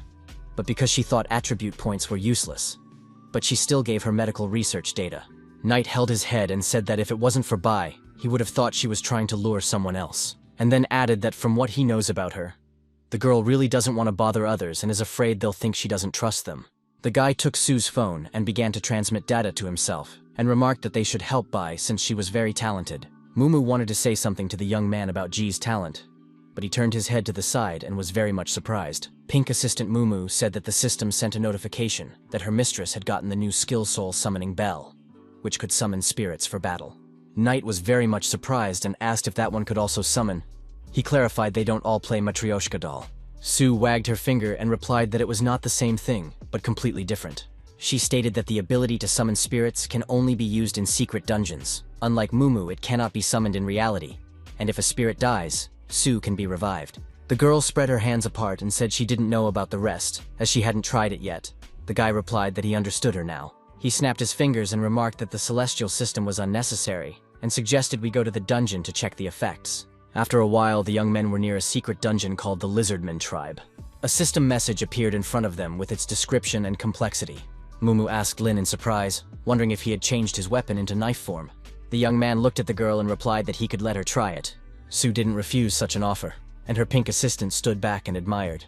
Mumu's health level skyrocketed, and she asked her copy if she had seen that trick. She closed her eyes and reported that there was nothing surprising about it, and remarked that she had something else interesting to show, and added that the bionic tear was using the exclusive soul-summoning bell skill, and she had a bell in her hands. A notification appeared that alerted that an unknown spirit had heard the sounds of the bell, and made contact with the world, and would soon descend into the dungeon.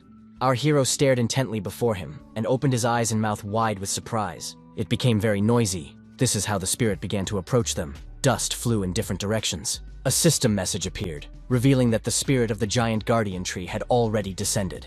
A huge monster appeared in front of the young men, shining its evil eyes. From the notification, one could know the spirit's level, skills, as well as its description. Lin thought about the fact that although the monster was of gold quality, it was obviously a top-level boss with characteristics beyond the gold level. He thought about it.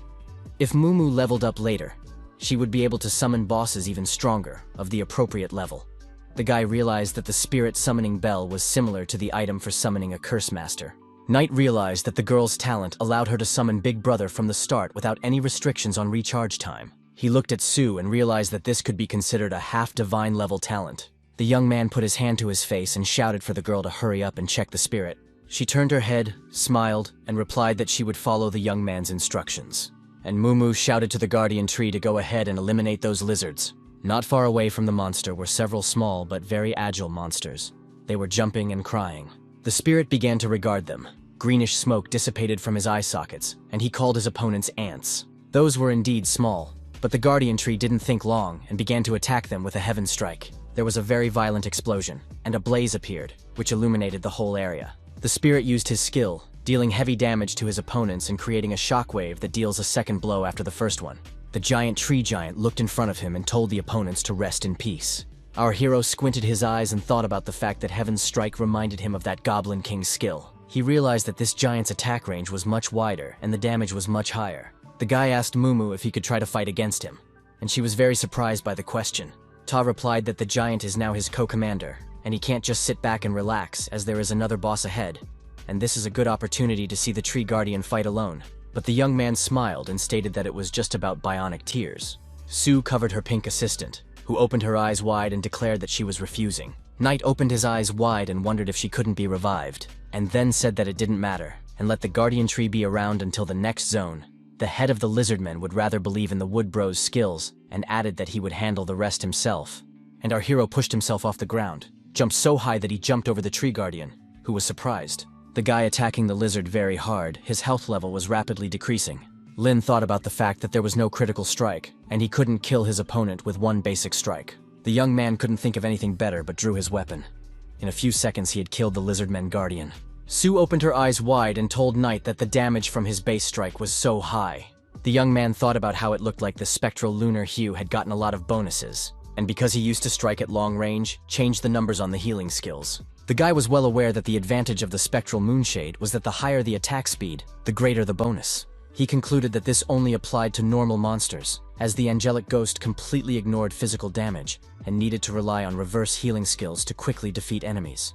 Lin clenched his weapon harder in his hands, and a notification appeared in front of him that a moment of silent destruction had occurred. The lizardmen's health level was rapidly decreasing, and they tried to dodge the attack. And a few seconds later, a system message appeared that the group of lizardmen had been destroyed. Mumu watched everything carefully and thought about the fact that Lin had gotten even stronger, and she couldn't keep up with him. The bionic tears offered the guardian tree to destroy enemies together, and it agreed. Night gripped the weapon harder in her hands and noticed that it was her time to show herself as well. Then he thought it was time to see the power of the moon's shadow between the crevices and the oath of the ocean and the moon. The young men walked forward and suddenly saw a message that they had arrived at a tribe of lizardmen, and 300 warriors would fight them to the death to protect their tribe and leader. Su said that 300 10th level lizardmen guards would do enough damage, and Lin remarked that he would deal with the treatment and keep the guardian tree alive. The bionic tears told the giant to run towards the walls and destroy them. A system message appeared stating that the guardian tree bike had entered recharge mode and could accelerate afterward, and he began to attack his opponents who came at him in great numbers. The mummies with bionic tears were also not standing on the sidelines, but fighting the lizardmen. Our hero used the moon shadow formula and thought that invulnerability to any damage for 3 seconds, increased movement speed, and the ability to move hundreds of meters in an instant were very important. A notification appeared that the guy had summoned an illusionary moon jellyfish. He was informed that all debuffs would be removed from him and his target. From the next message, it was revealed that the skill made him and his target regenerate health every half second for 15 seconds. A few seconds later, the main boss of the lizardmen appeared at the edge of the forest. He was extremely angry. Bionic Tears asked the Great Guardian Tree to fight at full strength and show what it could do, and he immediately used a desperate strike. The monsters scattered in different directions and began to scream. Knight looked at everything that was happening and thought about the fact that the Bionic Tear was intelligent and didn't need any further instructions from Mumu, and the Great Guardian Tree obeyed only her. The guy realized that the giant was very strong, but his disadvantages were also very obvious. He had a lot of melee skills, and in the future he had a lot of advantages against classes with high agility. Our hero thought about the fact that he had seen enough and tested most of the skills that the spectral moonshade possessed. So the young man decided to apply the skills of reverse star power and reverse hell. Just a few seconds later, a system message appeared stating that the young man had defeated the boss of the Lizardman dungeon. The young man with a serious expression began to look around, but did not show his joy. The Guardian Tree said it could feel it, and he was so familiar with this power, but he couldn't figure out what it was. Our hero stood staring intently at the giant, and only snickered after saying that. The Guardian Tree then said that before it returned to the Soul Realm, it would like to ask Lin for a favor. The guy asked what kind of favor, and thought to himself that this creature had consciousness. This surprised him. He frowned and thought about the fact that it was no wonder they said the giant tree couldn't be revived, and it was a one-time summoning. The young man remembered a knight who is wise and has his own memories, but he is a mere phantom. He is a summoner among his kind, and if killed, he can be resurrected several times. Knight asked the giant what he wanted to ask of him. He realized it was an intelligent being from another world, and the giant tree said he hoped very much that the young man could take his mistress to the Forgotten Lair. The giant remarked that he hoped very much that the young man had a special mark that would give him access to that place, and added that his mistress also had access to it, and he could take her with him. Lin looked intently in front of him and wondered who the giant tree was talking about and who he was. His opponent was silent for a moment, and then said he was talking about Bionic Tears, and then added that he was just a simple guard with no name. Knight ordered the giant tree, which was bowed on one knee, to stand up to begin with. Suddenly there was a system message that the Lizardman tribe quest was completed, and a silver chest would be obtained, and whether or not to click on the button to open it. Our hero told the giant that he must first answer the notice before he could answer him. He started pushing something and told Mumu that they needed to get out of here first, and she agreed. Su stared intently at the young man and thought about what had happened. And Lin thought that according to universal knowledge, the awakened adventurer's talents were always effective for the awakened adventurers. In a symbiotic relationship, no matter how strong the awakened talent is, it will be extinguished in this world, and even if there are biological traits, the summoned beings will protect their host. But Bionic Tears can summon beings from other worlds, allowing them to be their own masters of themselves, and he even has a pass to enter a forgotten lair. Knight wondered what kind of creature she was. He was worried that Su Mumu and even all of humanity might be in danger. He realized that they couldn't let the hidden threats to humanity go unpunished, and it had to be dealt with immediately. Lin told the girl that he had one thing to do, and she could return first, or do other tasks. She agreed. The young man turned his head to the side and examined the Bionic Tears.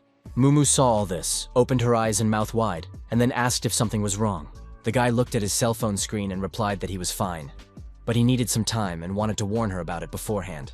He stepped back to the window, put the phone to his ear, and asked his opponent if he was free right now or not. After a while, he was at Huang Quan's place.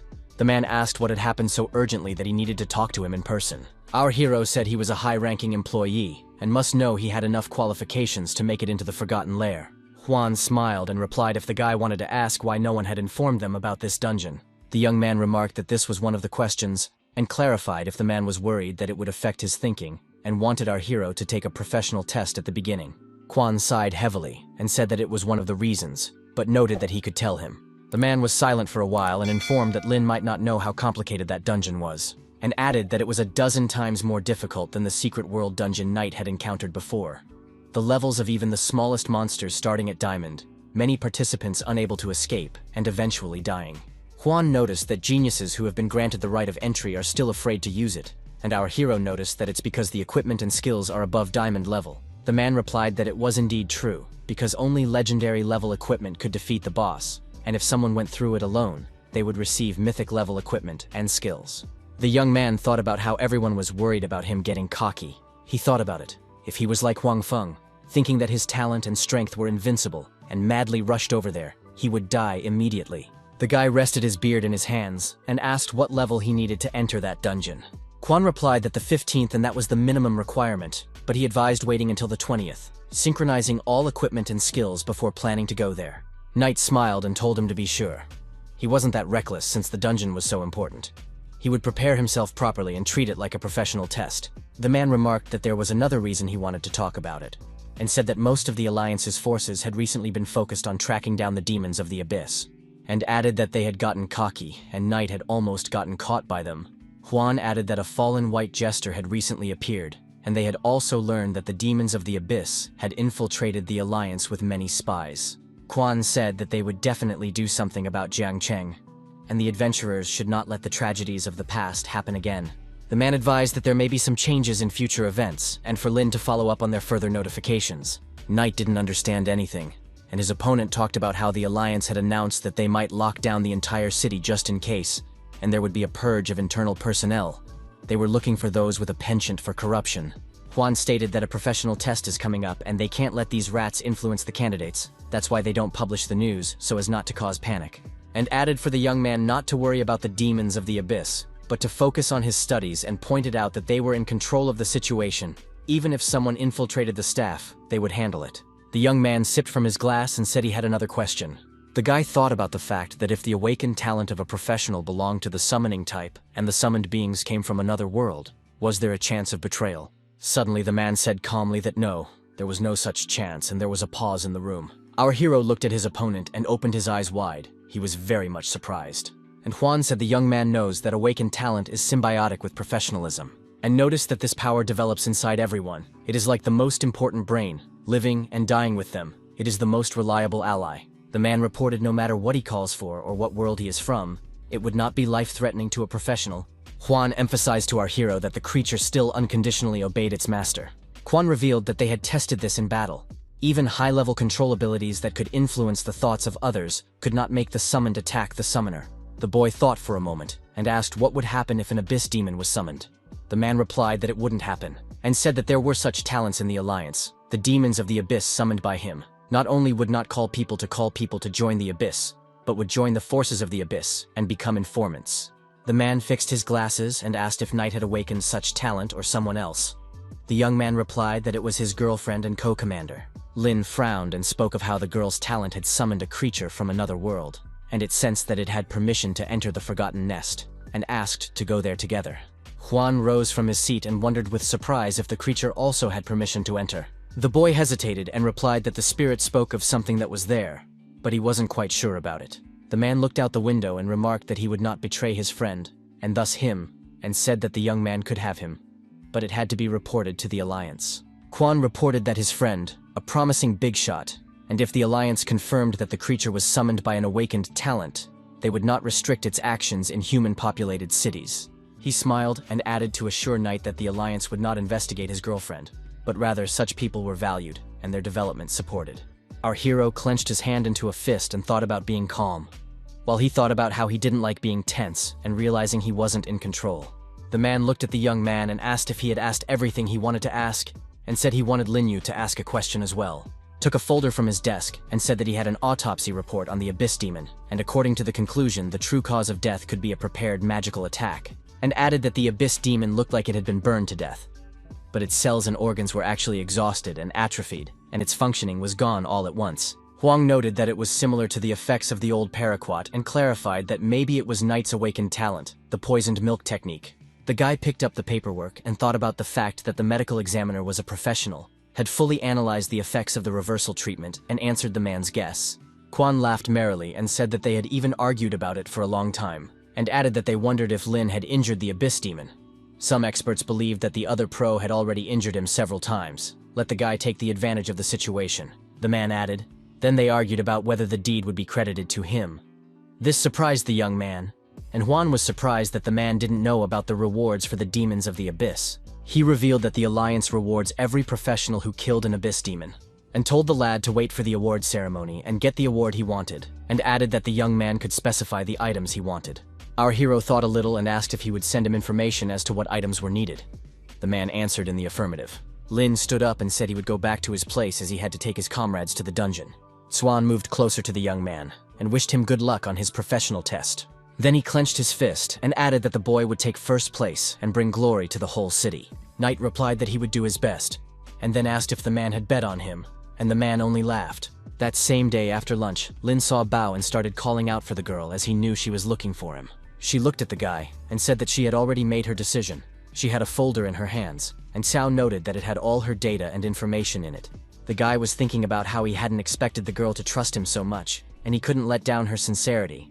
He needed to think things over carefully. He put a hand on Bao's shoulder and told her not to worry, and remarked that her talent would increase to level 2, and he would take her to the next paired dungeon. The young man looked at the girl and informed her that they would consider whether or not she should change classes based on what they had read. Cao was very excited, her eyes shining with joy, and she replied that she would prepare well. The girl started to run and yelled out, continued her farming as her fatigue level wasn't at maximum yet. Lin was very surprised, rubbed his forehead with his hand, and said that he wouldn't knock her fighting spirit for now. The young man thought about taking the data from the past dungeon, adding the information from this time, and making calculations. He sat in front of the computer and thought about the fact that the data on current skills and equipment was fully collected, but also the amplitude, muscle movements in the dungeon, reaction time, and habitual actions were very important. The guy realized that Baiji's current data wasn't quite accurate yet, as the three of them had gone through the dungeon last time. Lin noticed that at the moment Bai didn't stand out for anything besides a successful buff, but he decided to prepare a plan so that even without revealing her talent, the girl could pass the final test and be accepted. He realized that the class change challenge, it was a solo dungeon and luck alone wasn't enough for him. Smoking Fallen was in the dungeon. He reported that Lord Magao had been slain. Black Fist Fallen replied that he knew about it and offered to finish off whoever killed him.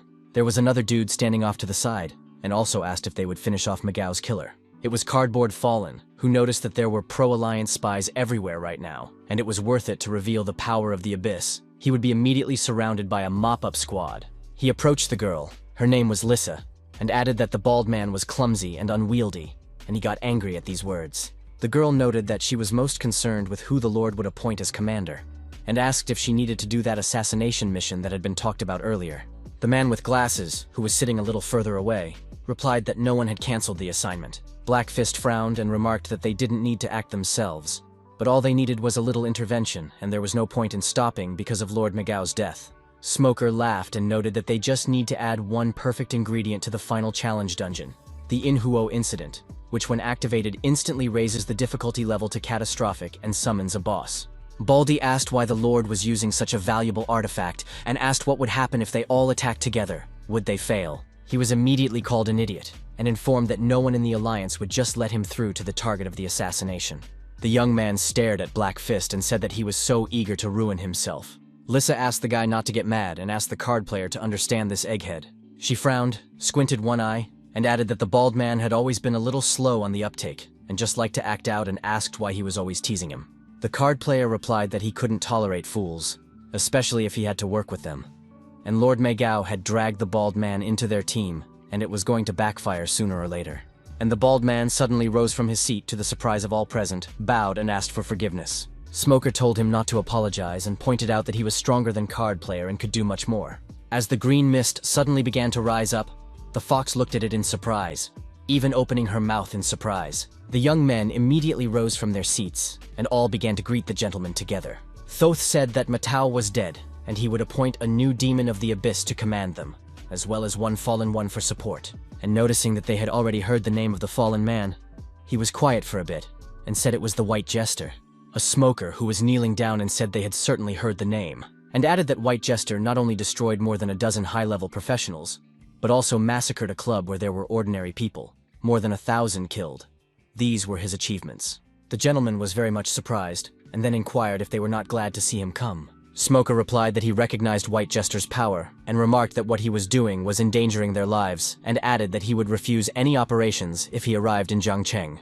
The gentleman laughed and remarked that it was very good that they had an opinion, and added that his precious children had every right to refuse him, and said that White Jester had no power to command them, and would not participate in their operations.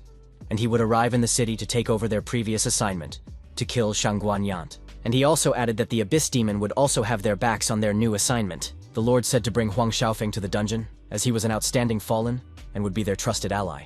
And then remarked that after doing these things, one should deal with Lin who killed Megao, and added that the young men should remember not to reveal their identity and presence. The master told the young men to do everything in a pattern, to use Inzuo's adventuring in the final test, and added that the boss reinforced in rage will kill him, so no one will know anything, and let the professionals regret bitterly.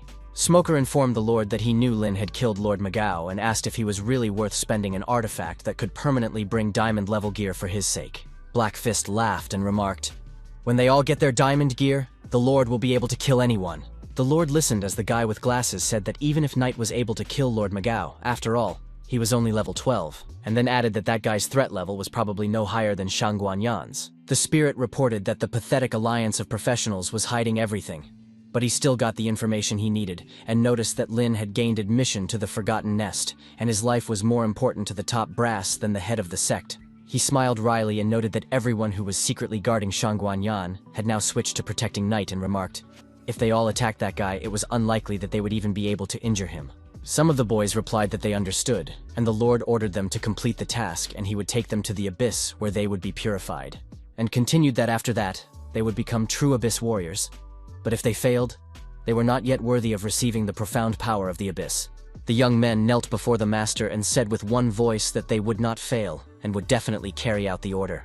The man announced that Lin's disciple had defeated the Abyss Demon, and the Alliance was giving him a certificate of merit. One of the young men said that this guy was a terror, beat up Huang, made his father apologize, and also killed the Abyss Demon himself. Some kid remarked that Knight's characterizations were now the best in the whole school. Someone said the kid would be the first on the final trial, and Mumu sat back and smiled.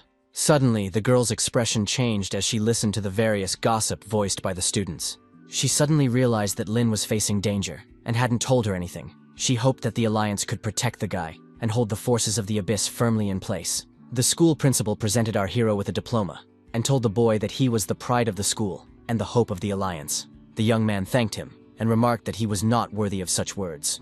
For every professional is the hope of the Alliance to eradicate the forces of the Abyss. The old man pointed with his hand, and noticed that there were platinum-level equipment and skill books here, and Lin could take everything if he wanted.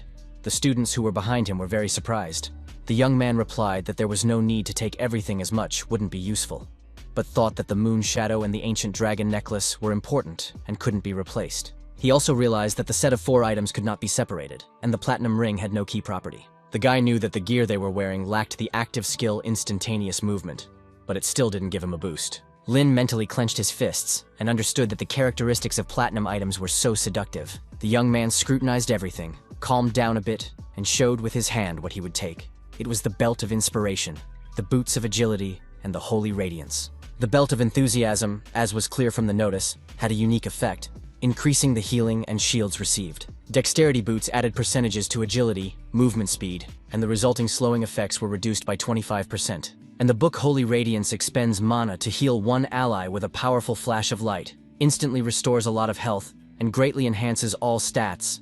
The guy smiled and thought about whether this wasn't the skill of a white sacred rider. He thought that if one reversed the effect of the skill, one could abruptly incarnate to rage mode and reduce all of the enemy's stats. Our hero reached out for the skill book to activate it in such a way, The young man thought that the dexterity boots coupled with the ancient dragon necklace were perfect against dexterous bosses and shut down his weakness in characteristics. The principal said that the award ceremony was over and everyone could go, but he did not forget to say that they had to study for the exam. And Lin Ye quietly said about how the Alliance had already allocated people to protect him, and today's speech was for everyone to pay attention to him and not give the Abyss forces a chance to attack him. The old man noticed that the final test for the class change was in 3 days, and asked what his plans were. Knight smiled and said he wanted to pump the gear up to level 10 and put his comrades through the test. The director asked who exactly on his team would be taking the test, looked at the bracelet that glowed and told the guy to go with him as there was something to discuss. Already in the office, the old man began to look at the documents and asked Lin if Su Mumu and Bai Ji were his teammates. He answered in the affirmative and added that he was not worried about Mumu, but he was very worried about Ji. Then continued that the girl's talent was hard to use, and she herself was thinking of changing classes. The principal smiled and remarked that if a guy picked her for the team, then she definitely had strengths, laughed and informed them that they couldn't give them any indulgences in the exam, and then added, if Bai passed it, there would be no problems with her future path, and she wouldn't have to worry about her studies. The older man summarized that Knight had nothing to worry about. He just needed to focus on getting the team ready. He agreed, and held out the paperwork. Our hero took them in his hands, took out a leaf. His pupils became like dots with astonishment. The director said that this is a real reward for them. He was quiet for a bit and added that it is also part of the professional alliance plan. After a while, Bai Ji was in the lizard dungeon. She had a 10th level. Lin shouted to her that the attack amplitude was normal, and to trust her assessment of the situation, and added that the reaction time could still be improved. The huge monster didn't think of stopping. It began to attack the girl. She dodged the attacks as best she could. They were very strong and intense. Knight watched and yelled for her not to hesitate or dodge as she chose a very precise angle of attack. So Bai gathered her strength and started attacking the huge monster that kept coming at her. After a few seconds, a message appeared saying that the goddess of luck's gaze could be applied to a single target, and gave a special buff. The girl smiled as she learned from the next notification that opening the final chest greatly increased the chance of dropping the rarest equipment or skills that suited her. Our hero looked at the girl and thought about the fact that this was a new skill Ji had gotten after upgrading her talent to level 2. He realized that this was very useful, as it reduced the number of attempts before a guaranteed drop, dramatically increased the chance of a platinum drop, and eliminated dropping the wrong class of items. The guy grabbed his head as it came to him that the girl had been hit with a personal passive effect that no one but her could use. The young man thought for a bit, and came to the conclusion that he was thus on equal footing with Bai in this regard. The girl approached the young man and informed him that she had made this equipment build and new stat distribution on his advice. Lin replied that she was making tremendous progress, and if she didn't hesitate, listen to commands, she could take it easy on the final test. Ji took herself by the brush of her hand, closed her eyes, blushed, and then laughed softly. Our hero thought about how everything was as expected. Everything was a bit through the roof. But at first he had thoughts that Bai had been chosen for the heavy sword class because of her innate strength. The guy approached the girl to ask if she was really ready to change classes. She blushed again, put her hands to her chest and informed me that she was actually fine, and added that she really liked the heavy sword and asked if she was doing something wrong. The young man pointed at her wounds and remarked that he knew she had accumulated many strength points and added to become a good swordsman. She had not only trained but tried everything she could, but her choice of class, her future, and then informed her that he would tell her straight up that her physique was not naturally suited for the swordsman class, and if she continued down that road, it could cause damage to her body and permanent damage. Knight said they may be there for her for a while, but eventually she won't be able to continue on the path of a professional. The pupils of Bai's eyes narrowed very hard, tears came out, and she wanted to say something but she couldn't. The guy said that changing class isn't easy either. The challenge will be in a single-player dungeon with a high difficulty level. He continued that only Bai would be able to go into it and pointed out that he had not been through it. So he could not give any strategy, and she could be seriously injured or broken. Lin smiled and remarked, if Ji passed him, the fights would open up a whole other side for her, and his advice, no matter how she decided, would still be part of their team. The girl put her head down and began to think about the captain and her comrades. She was well aware that her skills very often only worked on herself. But despite all this, Knight and Mumu always treat her more sincerely, and that flattered her greatly. Lin was quiet for a moment and said that they would deal with this matter first and then think about everything else. Bai clenched her fists and shouted that she had made up her mind and would take the class change trial. She put her hand on her head as she felt very dizzy. Ji whispered that she was going to throw up. The young men approached Mumu, and so told them that she had been waiting for them at this spot for half a day. She folded her arms across her chest and remarked that tomorrow was the final challenge and she, as a team member, couldn't even find her teammates. Knight handed her some kind of leaf and told Sue not to get mad as they had a surprise for her. He informed the girl to look at him carefully, then she would understand everything. The protesting arena was packed with a huge number of people. Students talked amongst themselves about being nervous. Some underestimated their abilities, and others talked about their connections. Ji looked around and noticed that there was a huge amount of people gathered. It surprised her a lot. Mumu moved closer to the girl and asked if she was ready or not. Bai answered in the affirmative. Sue and Knight suddenly heard someone call their names very loudly and turned their heads. There were young people standing there with a placard and shouting that they were confident that Lin and Mumu would succeed. The guy asked Sue if her aunt and uncle were still unaware. The girl smiled and remarked that she couldn't tell them everything. The young man hesitated and remarked that he thought they had other channels of information, and added that it was a very highly classified secret. The town governor came onto the bridge and everyone rejoiced as he appeared unexpectedly. The man greeted the students and remarked that he had one piece of news to announce today, and informed them that the current test was postponed for 3 days. He was silent for a while and said there was one more important announcement, and it concerned the reason for postponing the trial. Students began to ask what had happened, some wondering if the wave of demons had gone again. Everyone got very tense, asked a huge number of questions, and had different assumptions. And the city manager said that today is a famous day, because today is the day that the city has a special draft student, and announced that according to the Alliance's stipulation, each next special student would be required to complete a unique instance with their chosen team before the final challenge. And he added that this dungeon challenge will be in the format of a final proficiency test, with live streaming and recording, so that all students can watch and learn. The city manager said that Zhang Cheng's first special student becomes a student of the first Lin Professionals Academy. The man informed his opponent that Knight had suddenly been declared a special student, and instance, it was a dungeon that was originally meant to be a test. Smoker asked if he had embedded Yinghuo's arrival into it. The latter replied in the affirmative, and remarked that everything was too coincidental since they hadn't changed instances, and he found it suspicious. The kid with the glasses interrupted him and remarked that it didn't matter. They just needed to complete the Lord's task, and the rest was none of their business. The card player frowned, and Smoker said that his job was simply to confirm that Lin himself had entered the dungeon with the embedded artifact, and if there were no malfunctions inside, one should immediately return to base. The guy replied that he wouldn't fail, as he activated that mechanism silently, and the town manager didn't notice anything at all. Smoker pointed out to his opponent that the patrol professionals could smell his aura of abyss. He also told Card Player that the guards could also notice that the difficulty of the dungeon had changed, and block the entire hall, and then he would definitely be in trouble.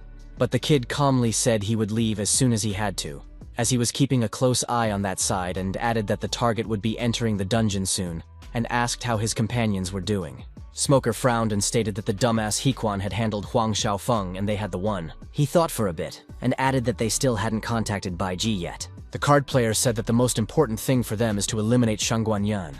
They should not care whether he survives or not. The kid told the boss that he realized as soon as the news was announced that it was about Lina, because to become a special student, one had to make a huge contribution to the Alliance or awaken a divine talent. Carton Chick noticed that Xiaofan didn't have such a status, and Shangguanyan didn't have one either. The town manager told Lin to just stand in front of him and asked if the principal had informed them everything in advance. The man reached forward and a purple smoke began to rise upward from his ring. The young men put their hands out in front of them, and after a while a portal appeared in front of them. A system message revealed that they would soon be entering an unknown dungeon of nightmarish levels. The team members heard that they had entered the dungeon and received the item bone of return. After a while, the young men were notified that the item was worth using to leave the dungeon immediately. Our hero frowned and saw the message that he was under attack, and the return bone was becoming inaccessible. The players were very scared, and the difficulty of the dungeon, under the influence of the tempter, was raised to disaster level, and the bone began to disappear. It meant that they could not leave the dungeon. Mumu turned to the young man asking if this was the one. Drops of sweat appeared on the guy's face. He was quiet for a bit and informed that the dungeon had mutated. These dungeons have mutated, new monsters and zones have appeared. The only task for the participants was that they need to survive.